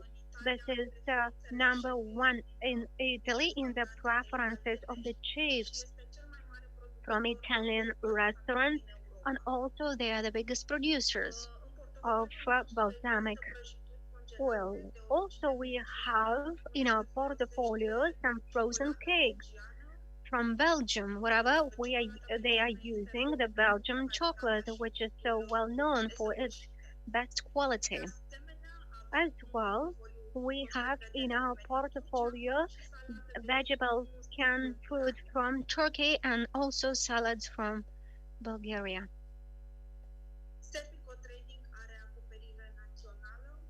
As well, we have national coverage for the products.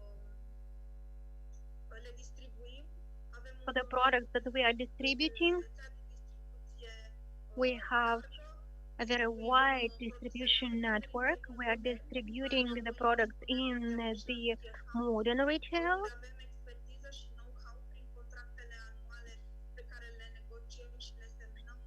and we have annual contracts that we are signing with our clients. Also, we have clients for the local shop network and chain. As well, we provide services to the clients of food service type, and in our portfolio we have further on such shops that are wholesale and retailers. In conclusion, we provide services for over 3,000 sale points, and in Romania the modern trade represents about 60% of the market. The clients of international retail type with whom we are working, this would be Carrefour, Kaufland, Ocean, Metro, Real, Cora. Of course, there are some others on the list with whom we will start the collaboration very productive and very long-term cooperation. And now we are at the second part of my presentation regarding the retailers in Romania. According to the website of retailindex.com, we have in Romania 168 retail chains, and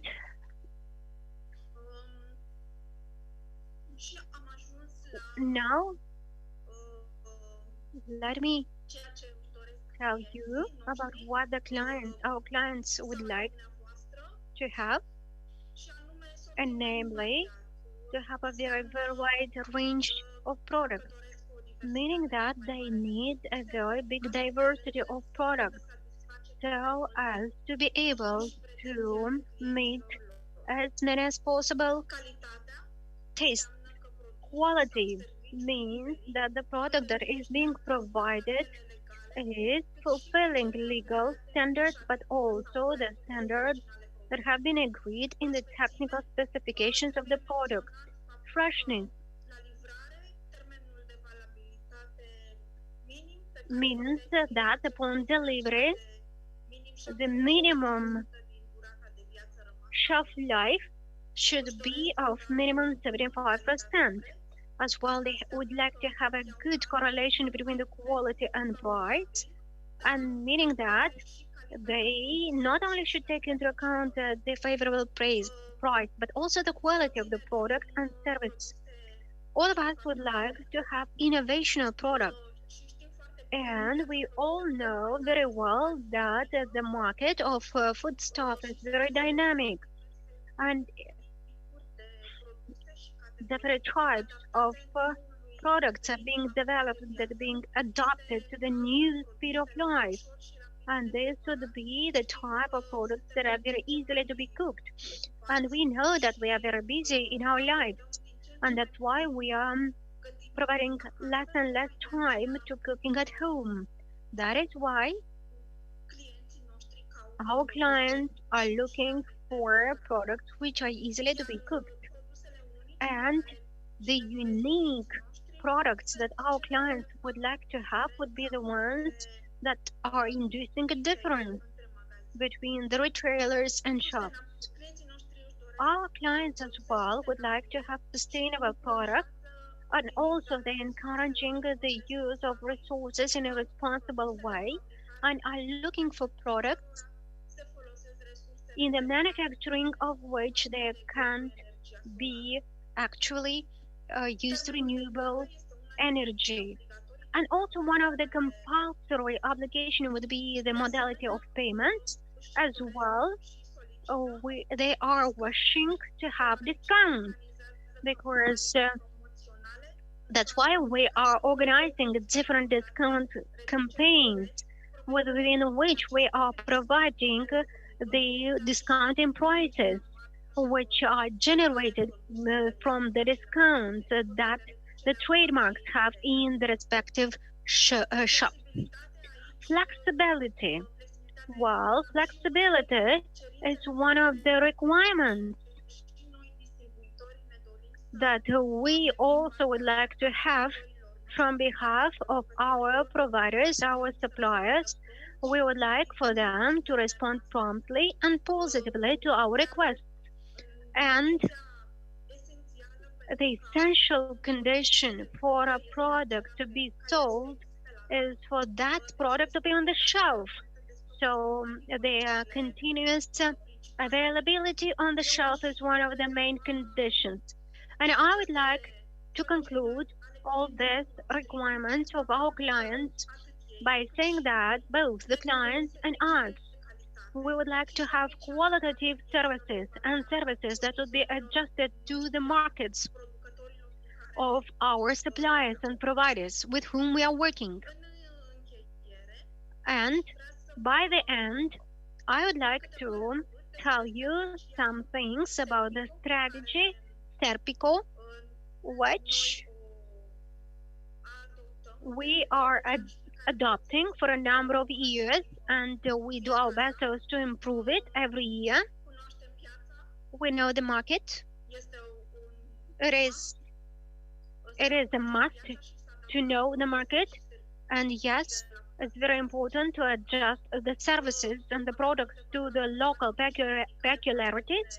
Also, we have a very well enhanced marketing department that is helping us with the promotion of brands. As well, we have different activities. We also have had TV advertising for our own brands, but also for the international brands that we are distributing. As well, we are following the trends. We always are up to date with the news.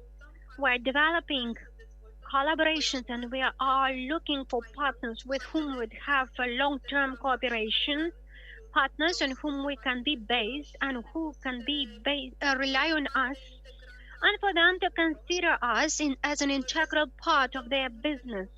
As well, we're developing the portfolio brands. Either these are international brands or our own brands.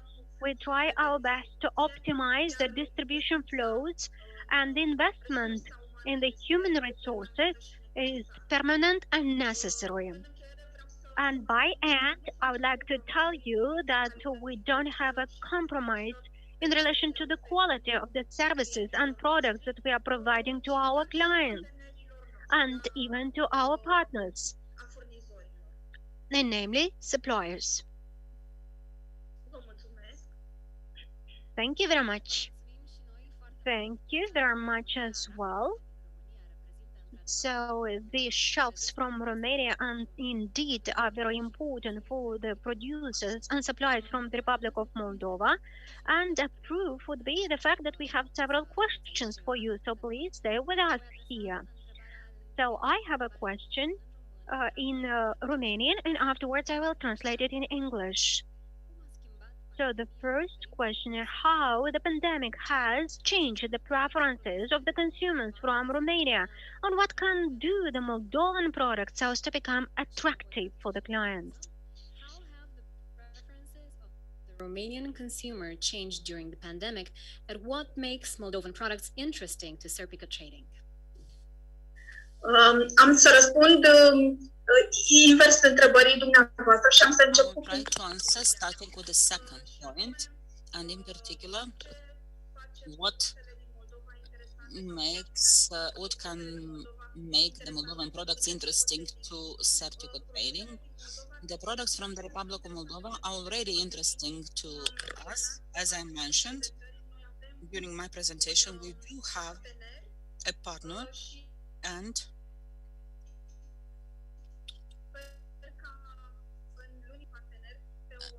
we hope to get additional partners for other categories of goods. We are looking for partners, like I said during the presentation, flexible partners, trustful partners that we can rely on, partners that can adapt their strategy to the Romanian market. The Romanians like Moldovan products, and Romanians trust the quality and the taste of the Moldovan products. Thank you very much. And if you have noticed any changes in the preferences of the Romanian consumers during the pandemic? Yes, obviously, the habits changed. People started cooking more at home because the fact that the restaurants are not accessible, and because one cannot go to the restaurant to your preferred restaurant to order your preferred food, made us all buy ingredients from the shops that are closer to the ones that we were cooking at restaurant to cook them at home. I have an example about the salmon filet that people are buying from the shop and cooking at home, hoping to get as tasty food as at the restaurant. At the same time, people started ordering online, and people go less to the shops now physically in order to avoid the contact and the agglomeration or crowding at the shops. They prefer online orders. Yes, thank you very much. We have another question to you. As I said, the market of Romania is of high interest to those from the Republic of Moldova. The question is as follows. From your experience, what are the most frequent mistakes made by the partners that could hinder a long-standing partnership with Certico Trading? I will translate it into English. Avoid doing in order to remain in long-term contractual relations with the company that you represent? Eu am o experiență have a long-standing experience achizițiilor și of procurements, and for many years I tried to started making partnerships with companies from Moldova, but most often I faced this lack of flexibility, and I could say even lack of trust of the potential partners that we talked to. I believe that the best illustration of this answer would be the last expression that I said with regard to the services adapted to the market. I believe that markets and people shall be addressed differently depending on the typology and the culture of everyone. Thus, I would like to advise them, if I may, to the producers from the Republic of Moldova to be more flexible. Thank you very much. I'm sure that the participants will take into consideration these words. And by the way, some companies participating in the forum are asking you to leave the Trade team the contact details by which they can get in touch with you or your representatives of the company for potential future partnerships with lessons learned and conclusions after your great presentation. Thank you very much. Thank you too. Moldova to Romania.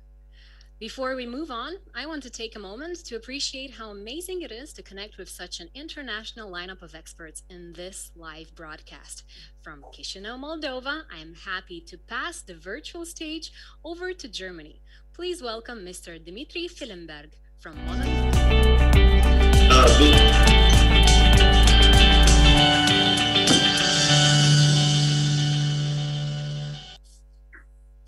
Hello and welcome. You are now live on Moldova Trade Forum.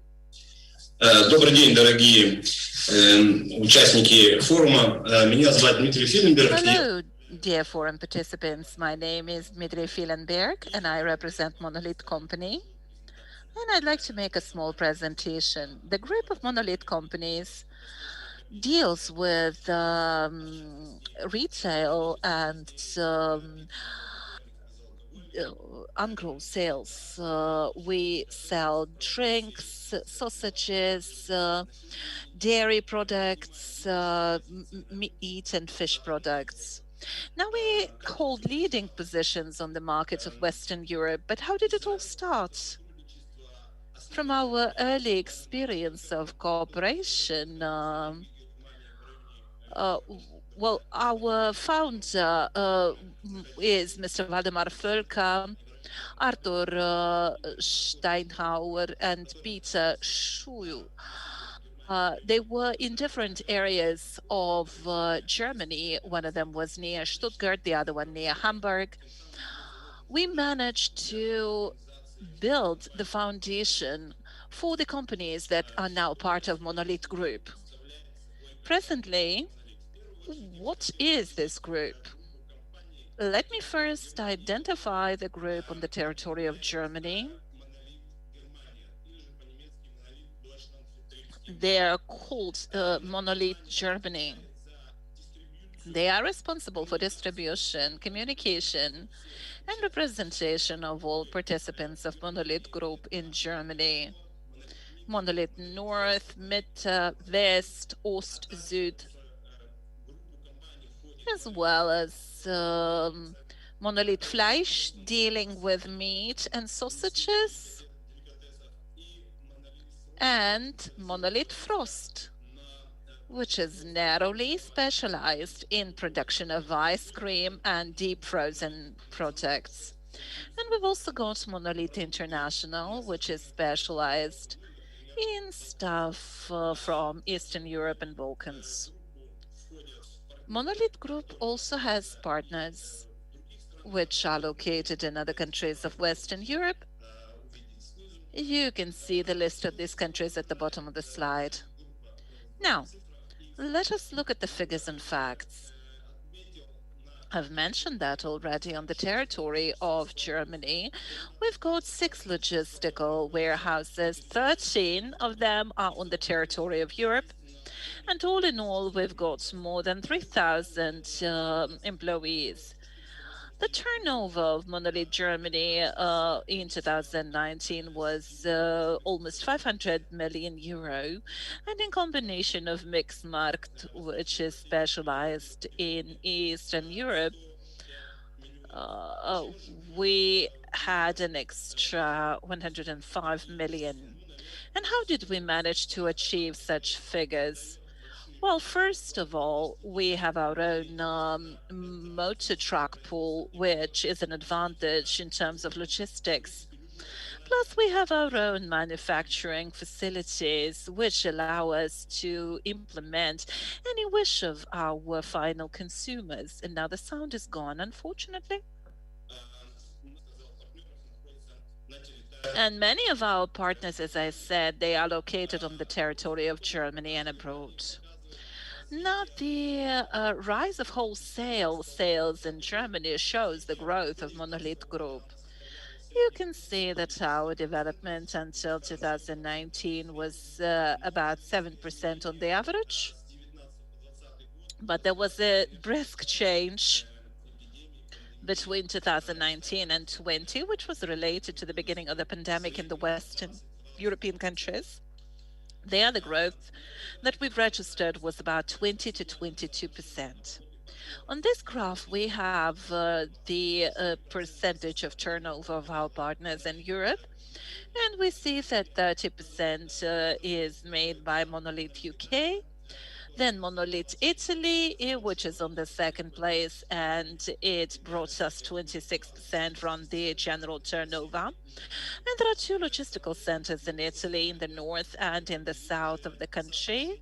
And based on the color range, you can see the share of our partners in Moscow, Iberica, Baltic countries, Czech Republic, and Malta.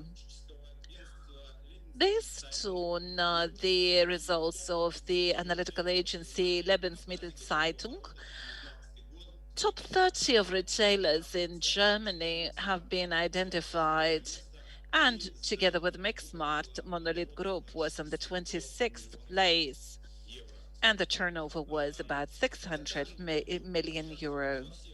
Monolith Group also participates in all events in Germany related to foodstuffs, such as International Green Week in Berlin, in Hanover. We also get regular invitations from our partners and customers from national networks to participate in their home exhibitions. We see here an example of our exhibition stand. And we also participate in other exhibitions in Anuga. This is a world-level event which is organized once in 2 years in Cologne. And you've got here examples of our most recent stands in Anuga. Here we've got the key advantages for the customers.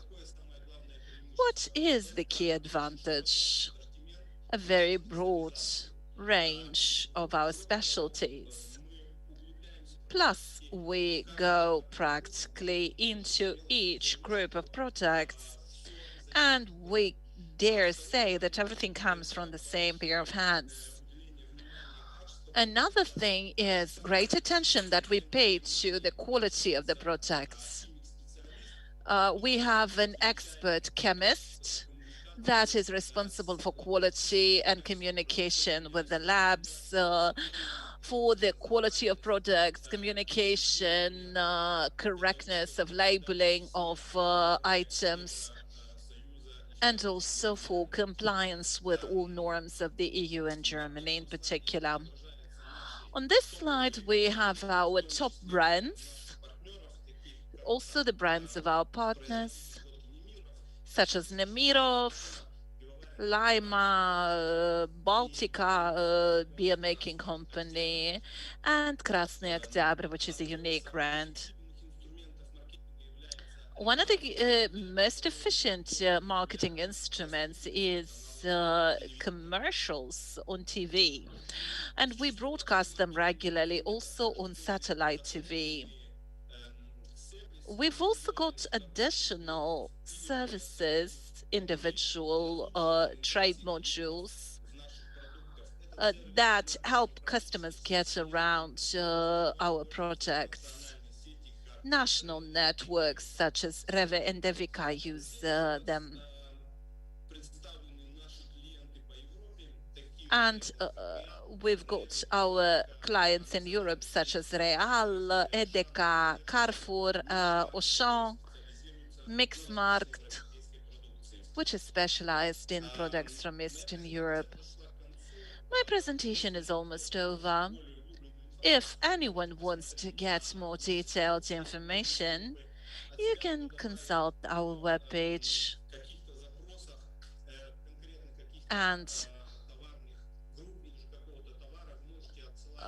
we are ready to receive the requests from you, and our experts, our managers, will provide detailed information about the looks of the item, the conditions that you need to comply with, and we can agree on our further steps together. Thank you very much for your attention again. If you have any questions. Yes, there is a question for you. Have you ever worked with manufacturers from Moldova? And if yes, what was your experience? Yes, we do have experience of working with manufacturers from Moldova. We have Monolith Mitte, a logistical center, working with them. We are very much specialized in wines. We have a large range of Moldovan wines, and our customers are very happy with them, and we get rather positive reviews. Thank you very much. Thank you for your answer and for the presentation, which finalizes our today's agenda. Is approaching the end of day one, and I want to thank all the speakers for their knowledgeable presentations. Sharing experience, insights, and anticipating the opportunities of the future is extremely valuable. Today, right after our event, tomorrow, and the day after tomorrow, these are the days for building new connections and fortifying existing ones. In the course of the upcoming days, companies will have the opportunity to meet with potential business partners for pre-arranged meetings based on preliminary identified business similarities, needs, and resources. By the way, before the start of this event, we had 175 B2B meetings confirmed. This is amazing. Just like all the presentations, the speakers, the organizations that put this together, UNDP and Sweden, and all the team behind the scenes. We wish all participants happy matchmaking. Thank you so much for joining us. Goodbye.